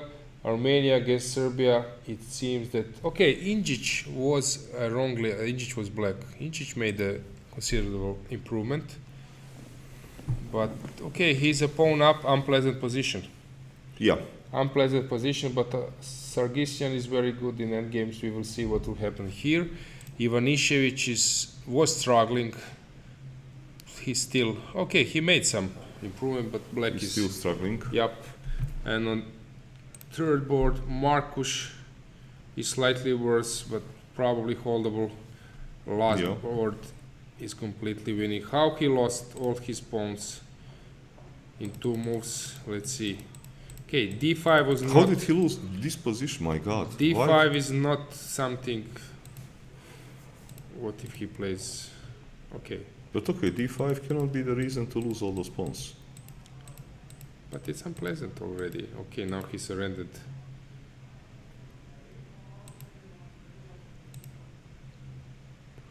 Okay, he have this back rank motif problem, and knight after taking no d3 will protect the rook on c1. This is the point. If you go back, knight f2, and I'm just on time to protect this guy. So this was the idea. So he played g3, takes, rook c1, king goes up. Yeah, just he outplayed him somehow. Yeah, now h2, he lost b2, he lost horrible. Yeah, Okay, this is incredible. yeah. This Now shows he managed to he's lose. okay. He's completely lost. But No, but wait. Maybe I can. Moment.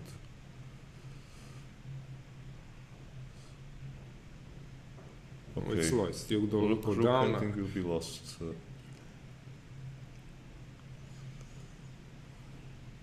This is very forcing now.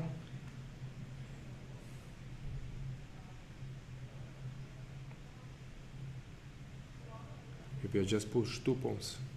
Yeah. No, but a moment. Do I have any other move apart from rook d8? Is rook d8 only move? What to do? Rook d7, but then I can play rook b2, so I don't believe in that. Yeah. This looks completely lost.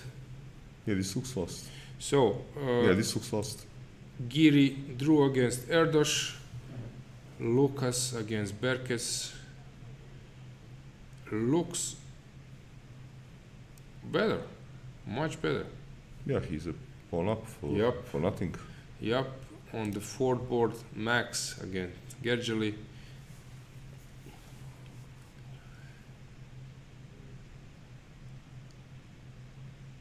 Okay, White should be, better for white. Yeah, white yes. should be better. Question Yeah, is how much. so Netherlands standing very well against Hungary.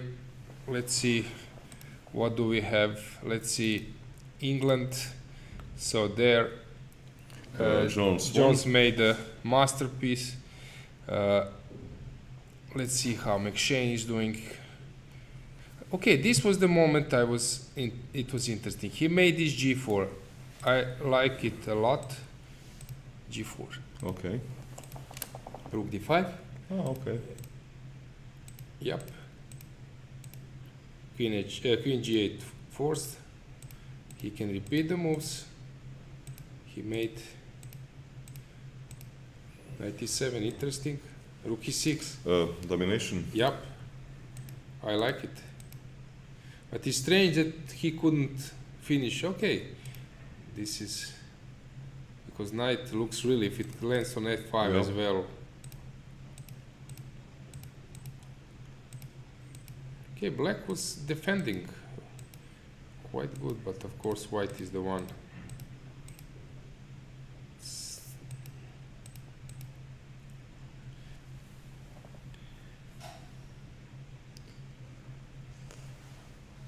White Okay. is winning, but technical problems probably. Well, it's not wise winning.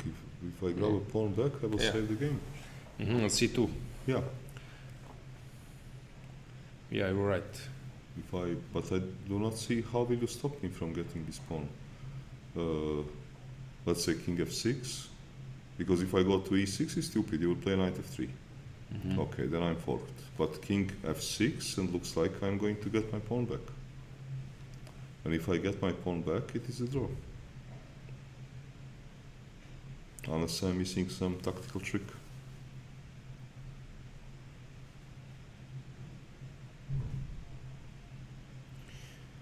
No, I don't think I'm missing anything.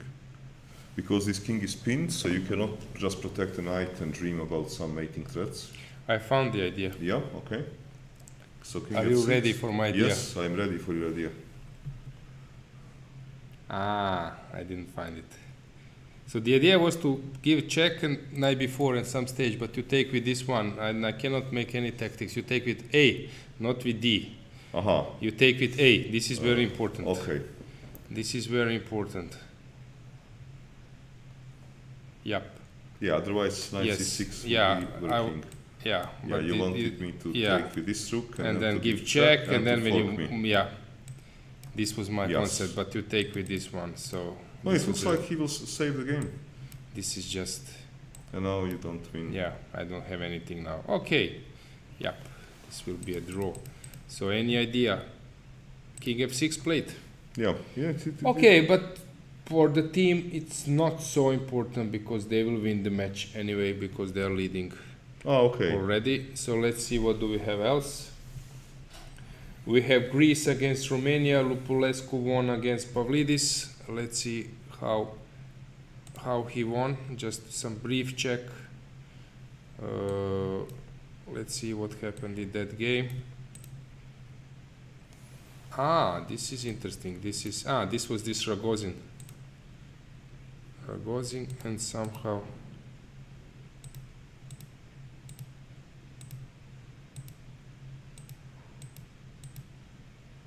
Okay, knight improving. Yep. And he was just Pawn collecting. eating? Yeah. Yep. Now it's no longer fun for No, black. And too many pawns. how they're doing last board looks that black is completely winning. Yeah, completely winning position. Queen a2 or something. Queen f2 later. Yeah, this is completely lost Yeah, position. king is problem, correct? Yeah, King is in a and problem. How is third board doing? Doing good. Technical problems. Probably, yeah, But some doing technical good. problems, but maybe not a big one.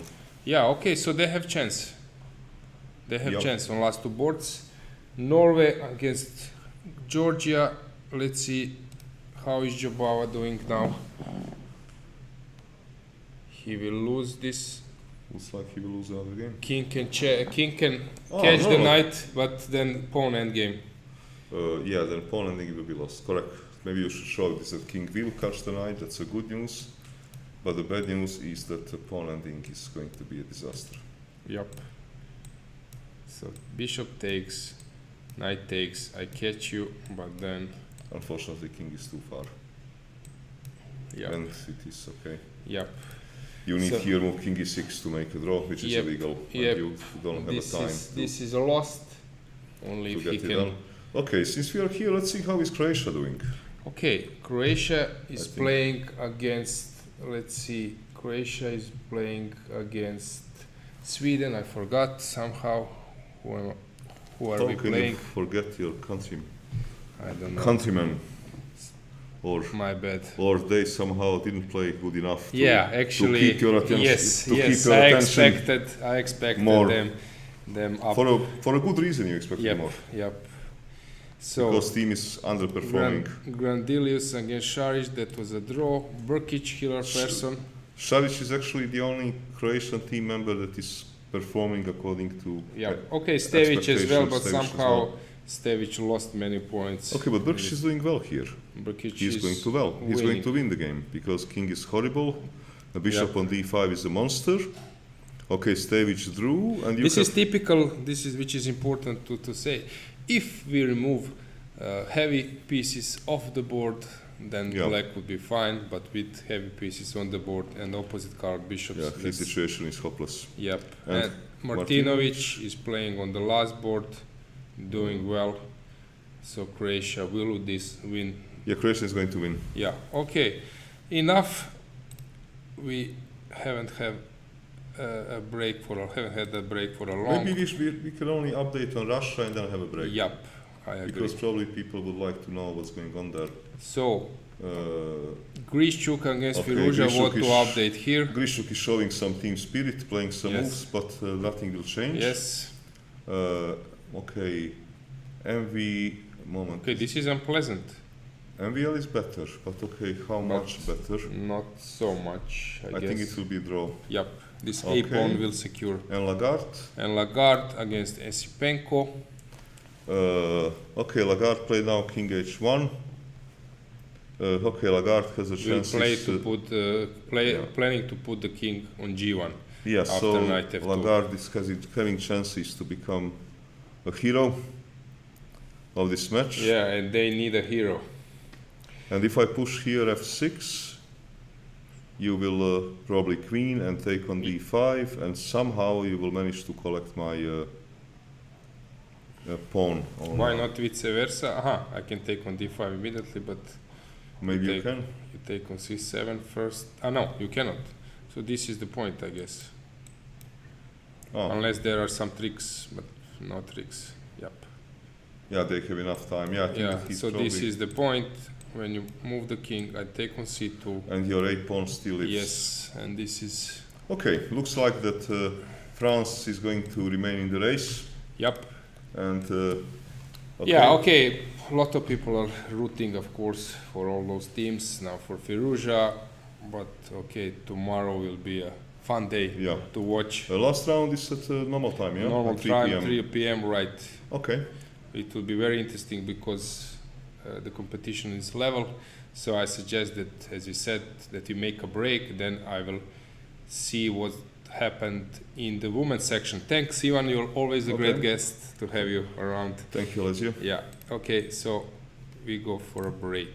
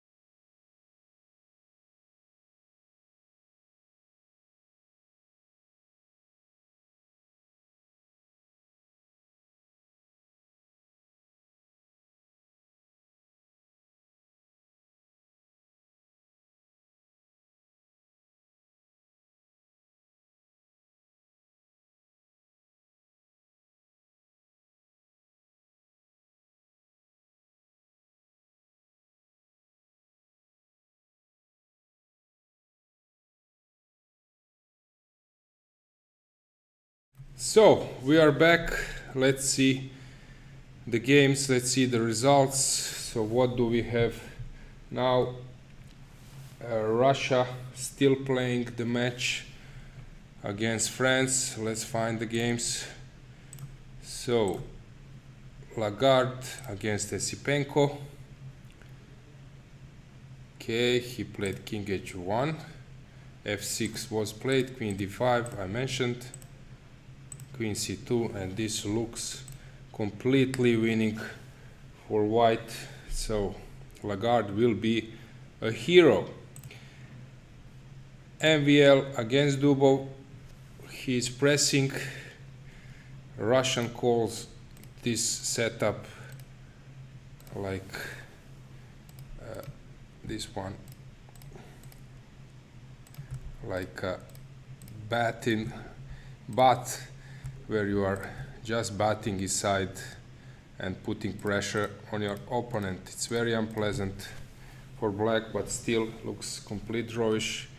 Somehow for us grandmasters this is not fun, because black is completely, this one is not fun because black is completely safe.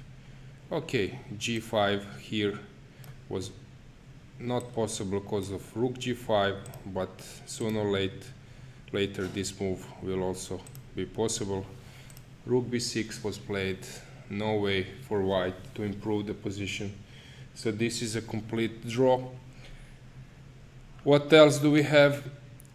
Let's see, we have Serbia still playing the match on many boards. So let's see how they are doing against Armenia. Last board they lost, however Ingic is pressing against Sargsyan, but Sargsyan is very good in endgames. Okay, this will be interesting to follow. Ivanišević. Okay, this game is really interesting. I don't think this will be a draw. Of course, black is pressing.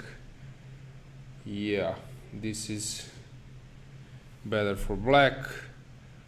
Markus will defend this one, I guess. So this probably will be a draw.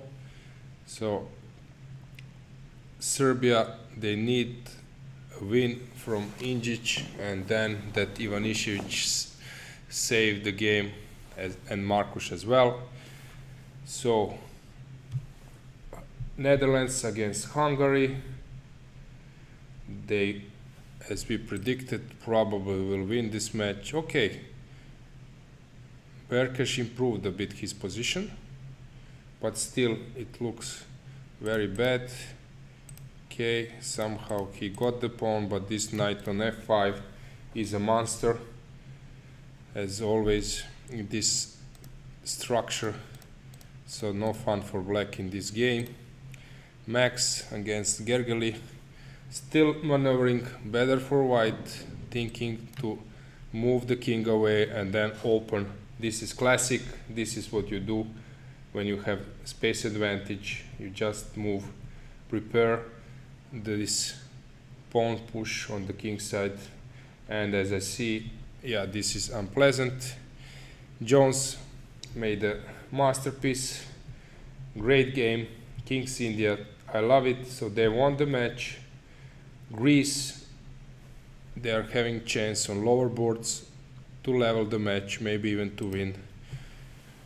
They are better on the third board, and on the last board it's completely lost for white. So Kelires already won the game. So they leveled the match, and now they are looking forward. The third board is much better. What is going on in Georgia? Georgia is close to winning the match against Norway. Jobava lost. Okay, Jobava had, yeah, that pawn was actually very annoying. Let's see that one somehow. Let's see what happened in that game. Yep, it was close to equal, but then this h6 pawn he lost with small tactics. because black cannot play queen g5 because there is probably discover check and then queen just comes in. So this was played, and then okay, h pawn again, rise from ashes. It was completely equal, computer says, but then suddenly this h pawn start to queen, and Jobava couldn't save it. But Sanikidze won, Paichazde won, and last board Pansulaya is slightly better, so actually they will win the match. Germany is leading against Switzerland. Kamer won against Georgiadis. I saw them outside, they're analyzing the game, so it was a really interesting one. White made those two bishops look great, and then subtle play h3, knight e5, h3, great stuff from Kamer. Two bishops putting pressure. Now it was just game over. Okay, if he takes with the queen, then this, and rook checks, rook c4, knight e5. He just went out of the checks. Queen b1, I like it a lot. Queen b5, now he switched to attack. It's not easy. King d2, okay, everything was winning. 3 pieces, great win for Kamer. Svane on the last board looks normal, and Dochenko against Pelletier. What's going on here? White is better, so maybe some tactics. Am I missing something? b5, some tricks. If you cannot take, this is probably black is hoping on. However, on b5 there is maybe this trick where white is better. Okay, it will be interesting if Pelletier will be the guy who will save the match. Slovenia lost heavily against Israel, 3-1. Smirin and the last board Boruchovsky, they won with white. Italy is against Turkey. They are in problems in the match. Wakaturo looks a bit drawish against Yilmaz. Dastan is in problems against Moroni. However, on the last board they won. Sanal won. Okay, how this happened? Let's see that game. There was some sacrifice. Let's see. So how it went. Rook f4, d4. Sacrifice the rook. d5 pushing d6, d7 queen, and then checkmate ideas. Rook e6. Oh, cool checkmate. Of course, king d5 is not possible. And on the third board, white is pressing. So actually, okay, interesting match. Chances for Italy to level the match. Czech Republic is leading against Iceland. Croatia will win against Sweden. So let's move to women's section. Let's see what's going on there. What do we have there? Just a sec. Let's switch the camera.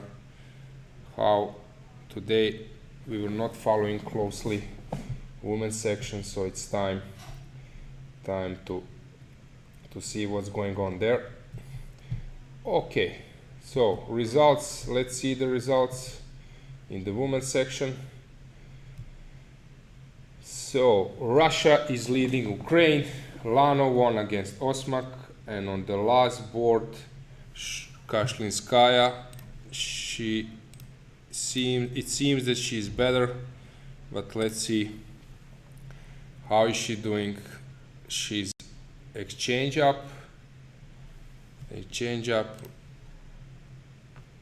and doing very well.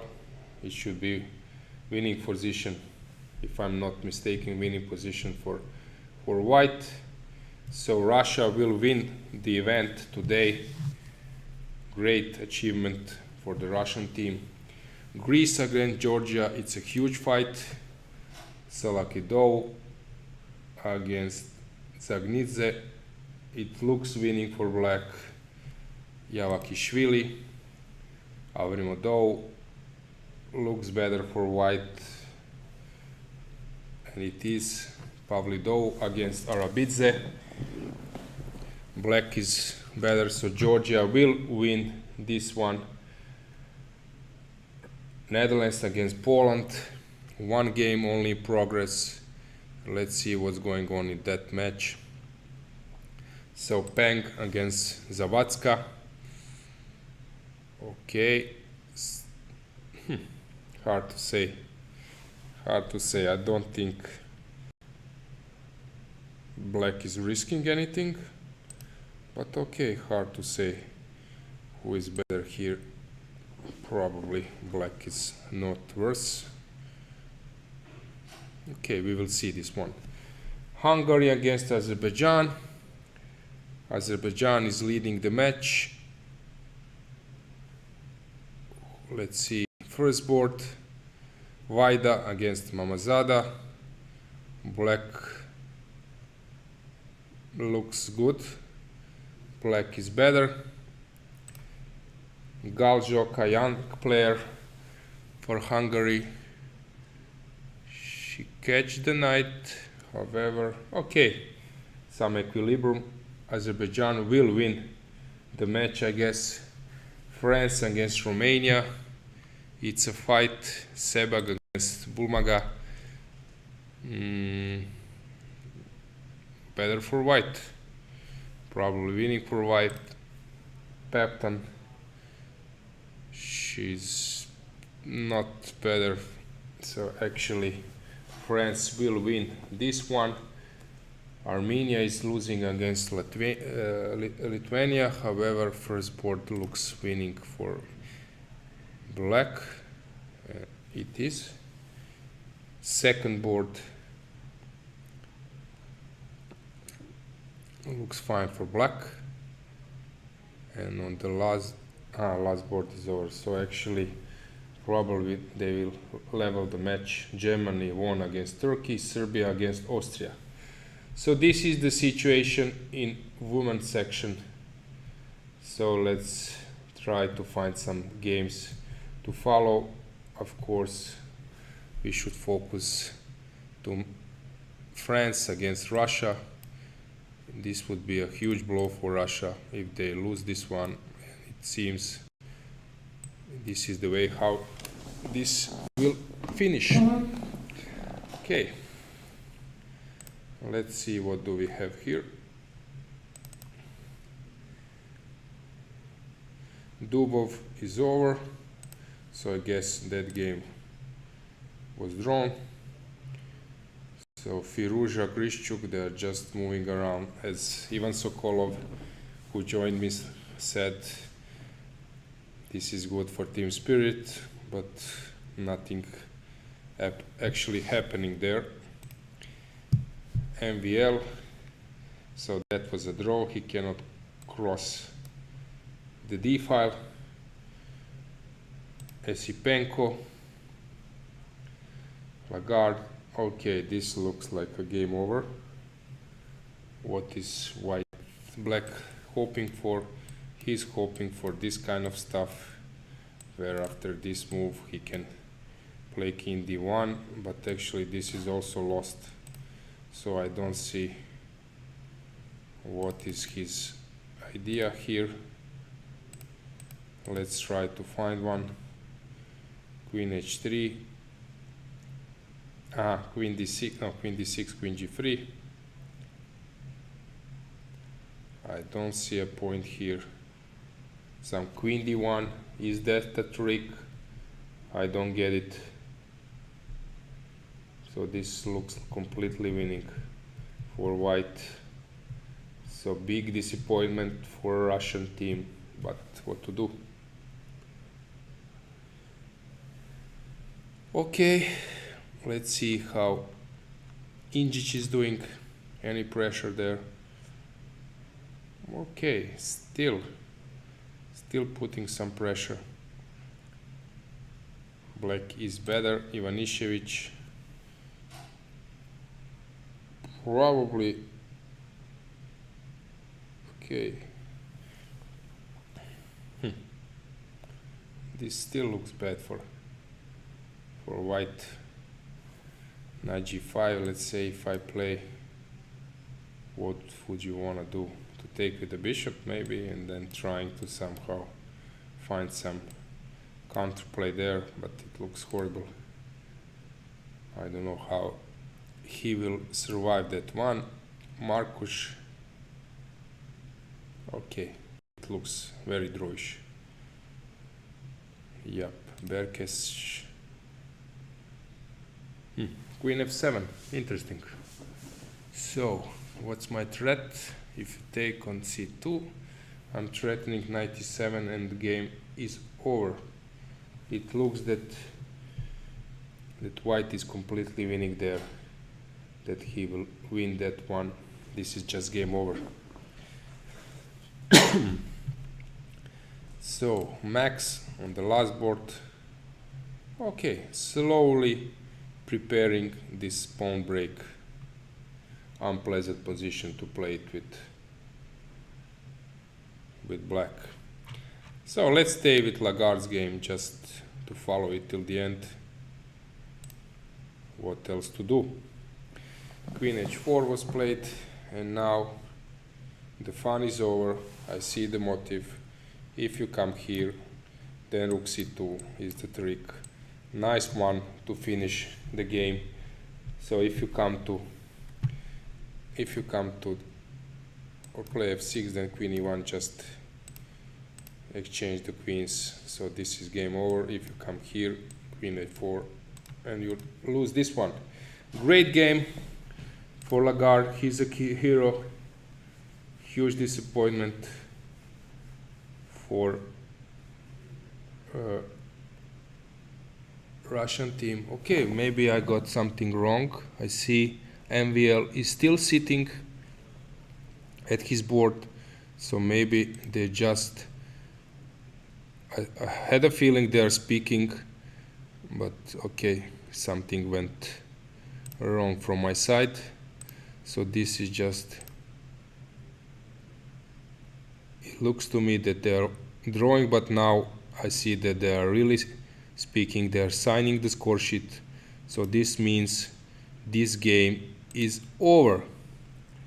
So Alireza now just needs to finish this one. This is like a schoolwork, nothing to worry about for French team. This will be a draw. So huge win for France. Let's see the results. Let's see the standing. So what do we have here? We have, okay, let's see. We have Azerbaijan and Ukraine, France, all on 12 points. Armenia probably as well. They will have 12 points. So last round we have 4 teams sharing first place. This is brilliant. This is fantastic for the tournament, but a huge disappointment for Russian team. Yeah, tomorrow they're playing not even for medals, I guess. So Netherlands will come to 11 alone, no, with Spain and Poland. Okay, interesting day tomorrow. Huge disappointment for Russian team, however, at least they won easily first place in women's section. There was just a one-way street for them.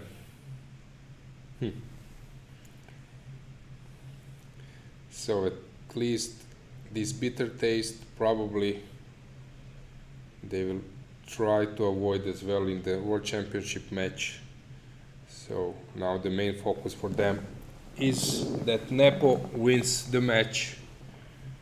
However, as people are rating his chances not more than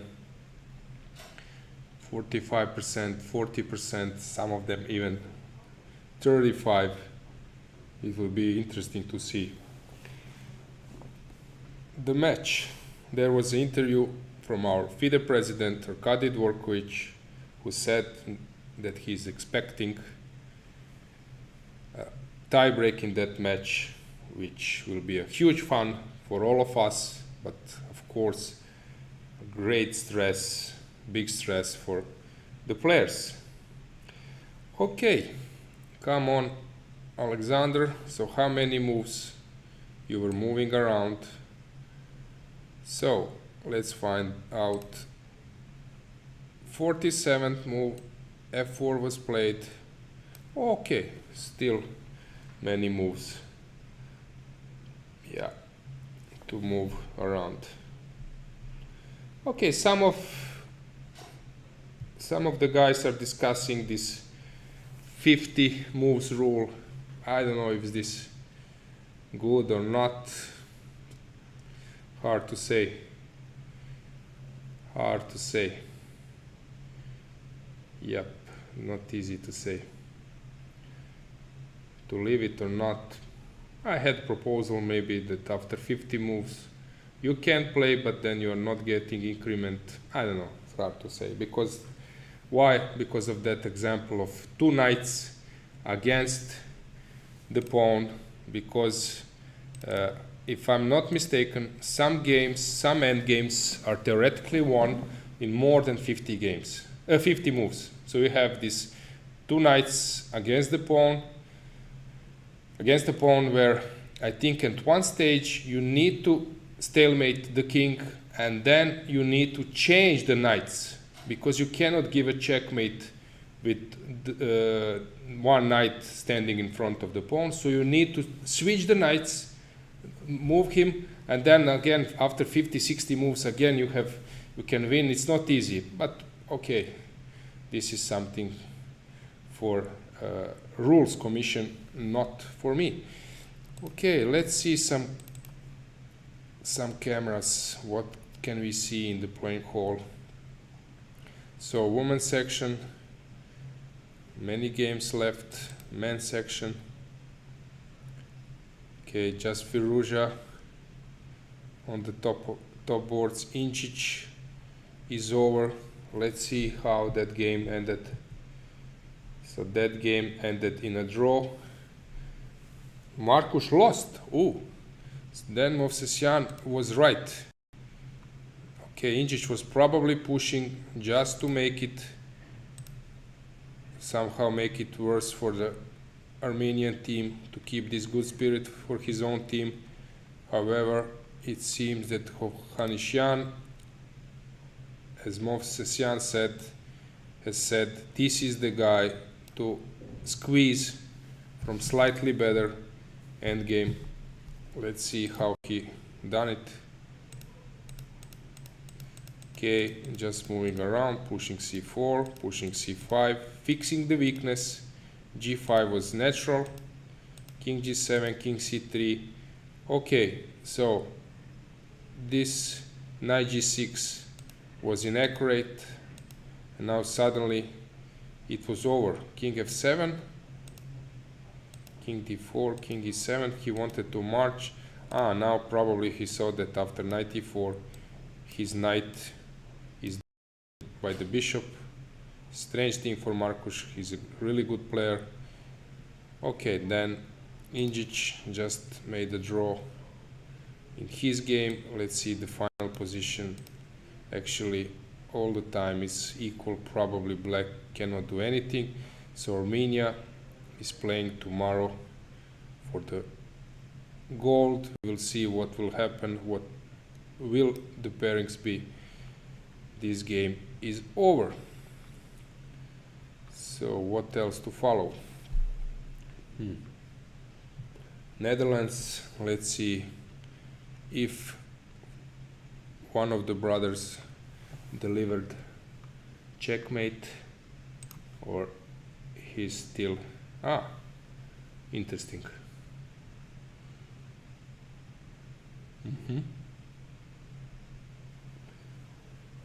This is interesting, but it looks completely over. Just white needs to find the right continuation. Okay, probably not a big deal to find one. Let's do it together. How to win this one? Of course, even endgame is won, but why to do it?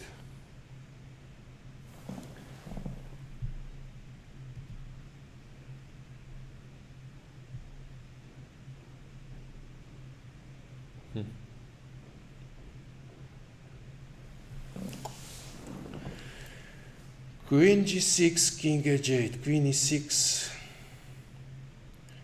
You will place your queen on f6. This is the point of defense. He exchanged the queens. He will play g4, fix the weakness on h6, and start marching with his king. I don't know if this is best, but probably he knows what's he doing. On the last board, Max, okay, still maneuvering, waiting the right time to break through. So England won, Greece won against Romania. Okay, last two boards were the heroes. Norway lost against Georgia. Germany is still playing against Switzerland. Turkey is the match which is in progress. Yeah, let's see some games.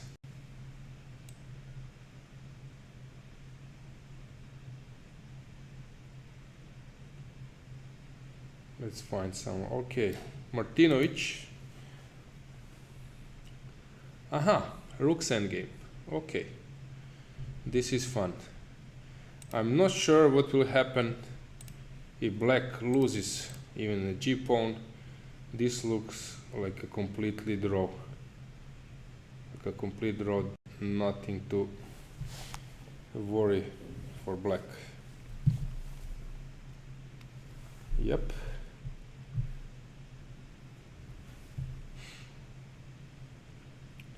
So which game to follow?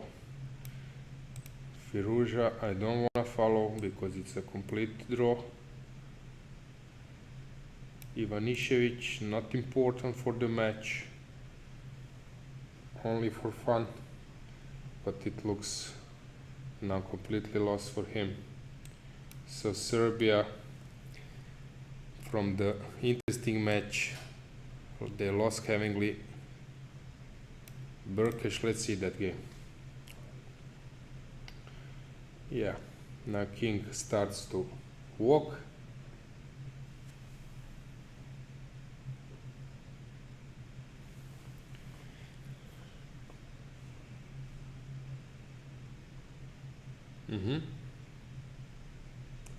So usually you have some teams where you got paid by the minutes in the game or by games played. I see some of you are writing in chat he might be paid by the moves on the board, but this is just a joke. Of course he's not. King f3. This looks completely winning for white. No fun for black in this game. Yeah, Berkesh resigned. Nice win. Nice win for Netherlands in this match. So they will just tomorrow fight for the medal. I don't know if there is a chance regarding pairings, but probably there will be one. Okay.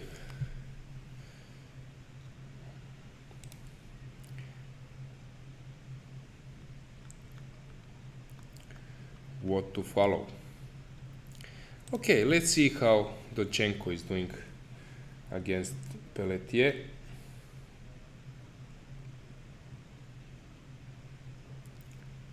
He's doing good. Pelletier is doing good. He's better. And Svane on the last board. Any chance for Switzerland?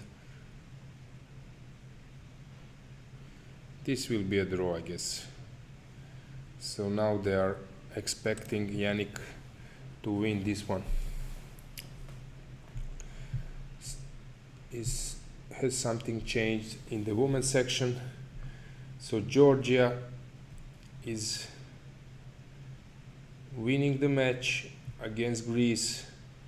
Poland, Netherlands still in progress. Hungary, okay, let's move there.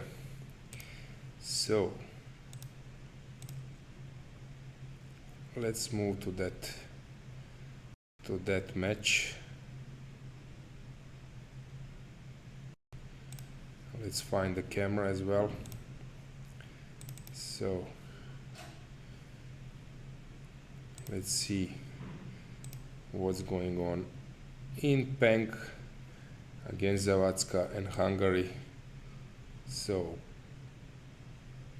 Penk is here.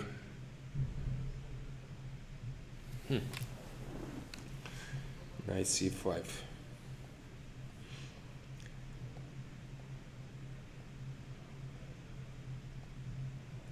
I have a feeling this will be a draw.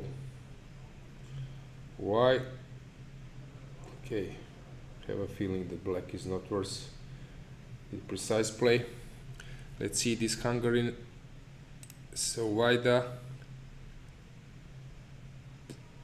still the game is unclear, and Joka Gal is catching the knight. So after king c2 I'm just catching the knight, which means this is completely winning for white, and Hungary will level this match. So first board will decide the issue. Yeah, I just play king c2 and that's it. The knight, yep.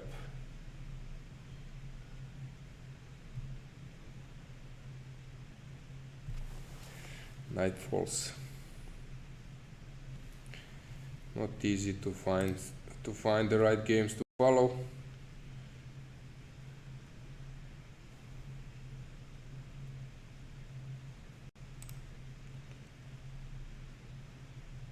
Okay, let's go back to Grishchuk, Firuza. This is now just a complete draw. Usually on this level you don't play this, but okay. Yep.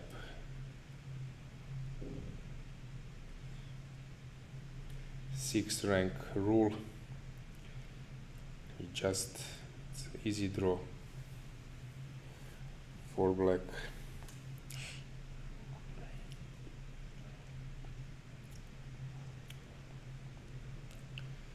He can do whatever he wants.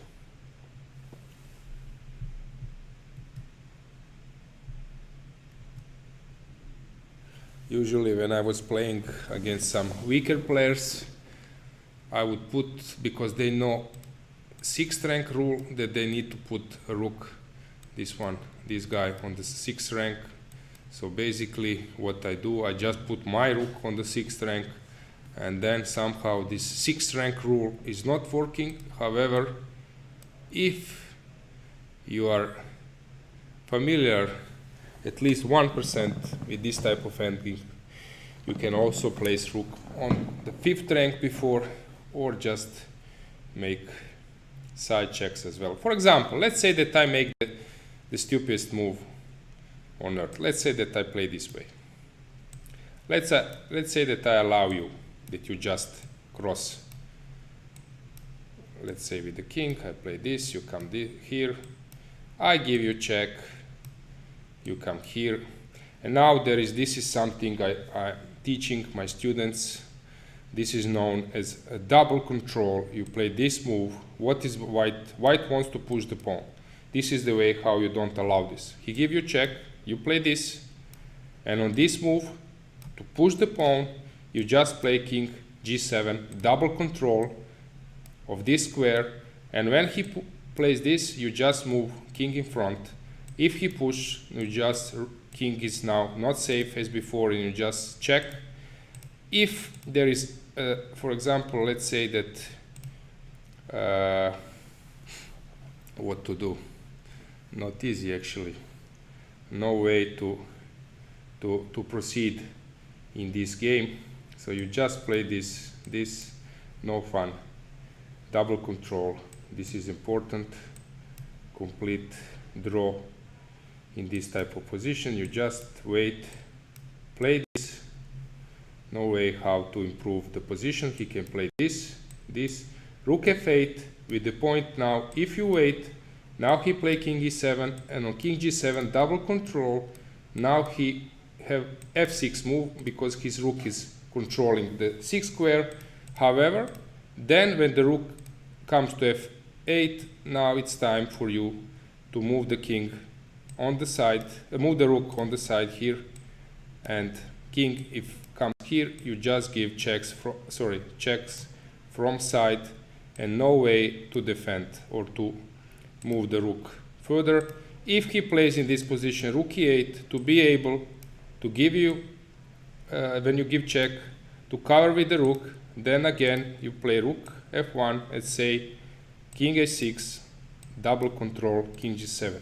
This is only thing you need to know about this endgame. So this is the worst scenario for black, but of course is a draw. Okay, with the e pawn and d pawn, it's a little bit more complicated. With g pawn, you don't need to do anything. So with the g pawn, for example, let's say this position, with g pawn, you just come with the rook to the 8th rank and you sit and wait. No way for white to push you. Also with the h pawn, you just wait with the king on the last rank and the rook as well. But with the f pawn, you need to know this double control. So this is the way how you draw this one. No way for your opponent to push the pawn. Okay, he can push, but then behind you are just checking forever. But as I said, if he plays this move, he wants to push the pawn, then you go on side. There was a famous game, when the pawn is already on f6, then you need to know something. There was a famous game, you can check it from Tal Memorial. It was a classical time control when Magnus lost against Aronian. What happened there? I will show you. For example, let's say that the pawn is already on the last rank, let's say like this. This was the position, maybe with the e pawn. And then rook e7 was, rook a6 was played, and on rook e7 you need to come to a8. This is a draw. However, if he plays now rook a8, rook e6, now you shouldn't give a check. Now it's important that you don't do this. So now in this position, you just play, either you can wait, but it's sometimes not wise to shorten the rook. It's better that he has more space when king starts to approach the rook. So that time you just play this move. And it's a complete draw. What Carson did, he played here check, and he immediately realized that he's lost, and he resigned. Because after king f8, I think it's lost position. Why? Because now you cannot come to g6 because of f7. This is the trick. In all other moves, in all other positions, this is a draw, but with the rook on e6, he has this move, and white is winning. So now I think no way to save this one because he played this, and I think this is lost. I think that's how it went. F7, and now white is winning that one. So this is something you should learn about the rook's endgame. So remember, double control and rook e6 when he's threatening, don't give check because he wants to conquer this 8th rank, and on king g6 he said has this discover check. This is all you need to know about the endgames, but double control is something I like to explain to others. Okay, so let's move on. So great achievement for French team to win against Russia. Now we can switch to some other games. So let's see what do we have in the playing hall. So Netherlands won against Hungary, that's over. England won against Denmark. Armenia, the match is over. Romania lost against Greece. Georgia, let's see just Germany, Switzerland. Let's find that one. Okay, where are they at the moment? So Dochenko, that will be a long game, I guess. Long day in office. Not easy. Not easy to hold. Okay, and 1 minute each player have. Let's see the camera, maybe we can find the camera there. Let's see, where are you guys? So, this is Turkey, I guess. And where is Germany? Ah, this is Germany. Korman is on the last board. I see Donchenko. And on the left, I see Turkey. Turkey is still playing. So, this is the match to follow. Has something changed in the in the women's section? Yeah, not much. Lithuania drew against Armenia. This is something maybe was not expected. So king g6. So c6 will follow, I guess. Okay, it's not easy to win. Most likely this one will end up in a draw, if I'm not mistaken.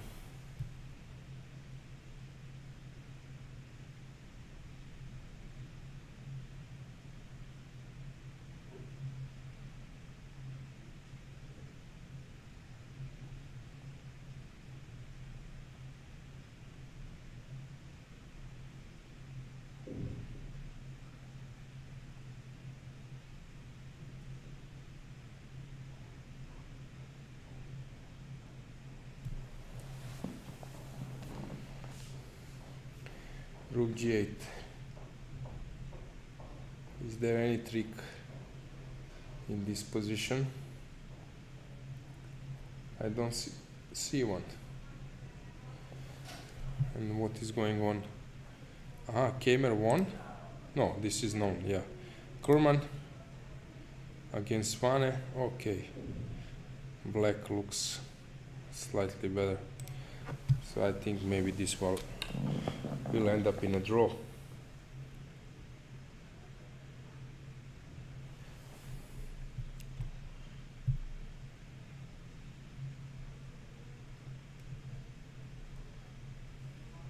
Ah, okay. Still playing. He wants to sacrifice the rook and push the c pawn, but I don't think this is anything special. But okay, he has a plan.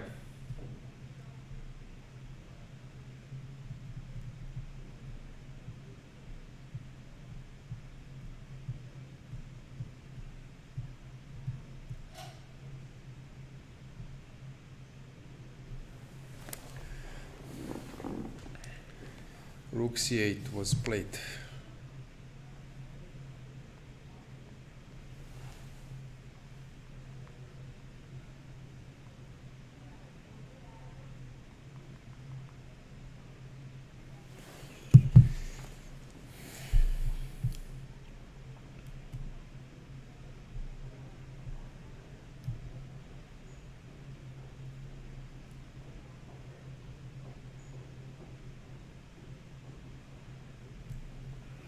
So the main matches were decided in men's section, in women's section. Still playing. Let's see. Okay, Russia just needs to finish their match.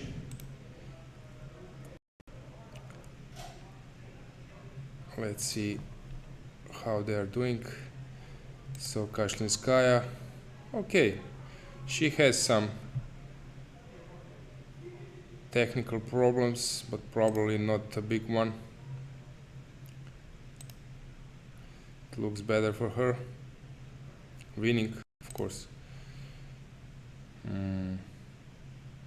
This one is hard to say. Gal won. Vaida. This will be a draw. So in that match, Hungary will play 2-2 against Azerbaijan. So all the main matches, let's see, France, is this one over? Yeah, it will be soon, 94-93, and the game is over. So they will win the match. This one was a draw. All the matches important are close to over. Just maybe finish with this one, and then it's over. We can start preparing for tomorrow's day.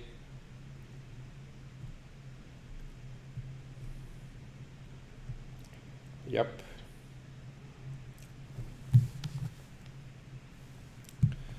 Let's just finish this one. Knight g3. I don't see any idea. Of course they can make a draw.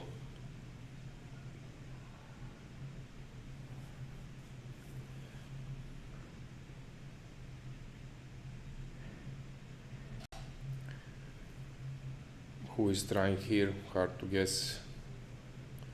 Looks completely drawish.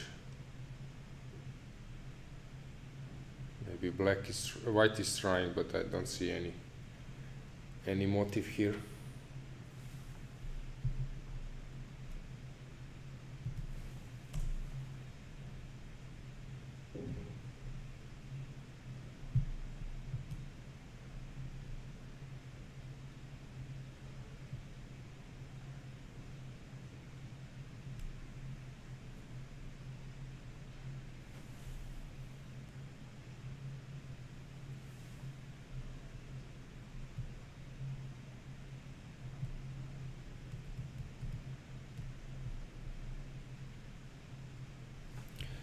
So let's check what do we have here. Some games in progress.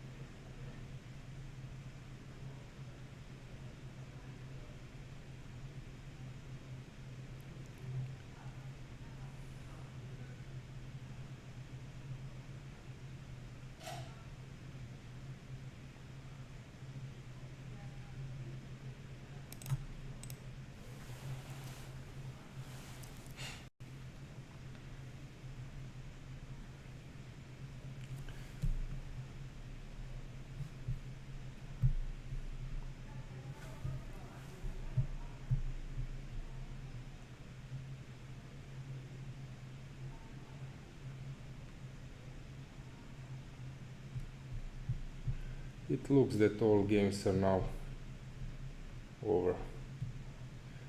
Mostly they are over, so basically we can now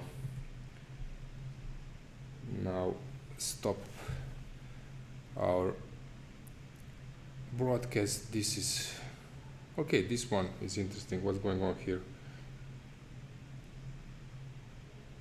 Okay, white is not in a danger. Yep. Okay, so let's make a last check. What do we have?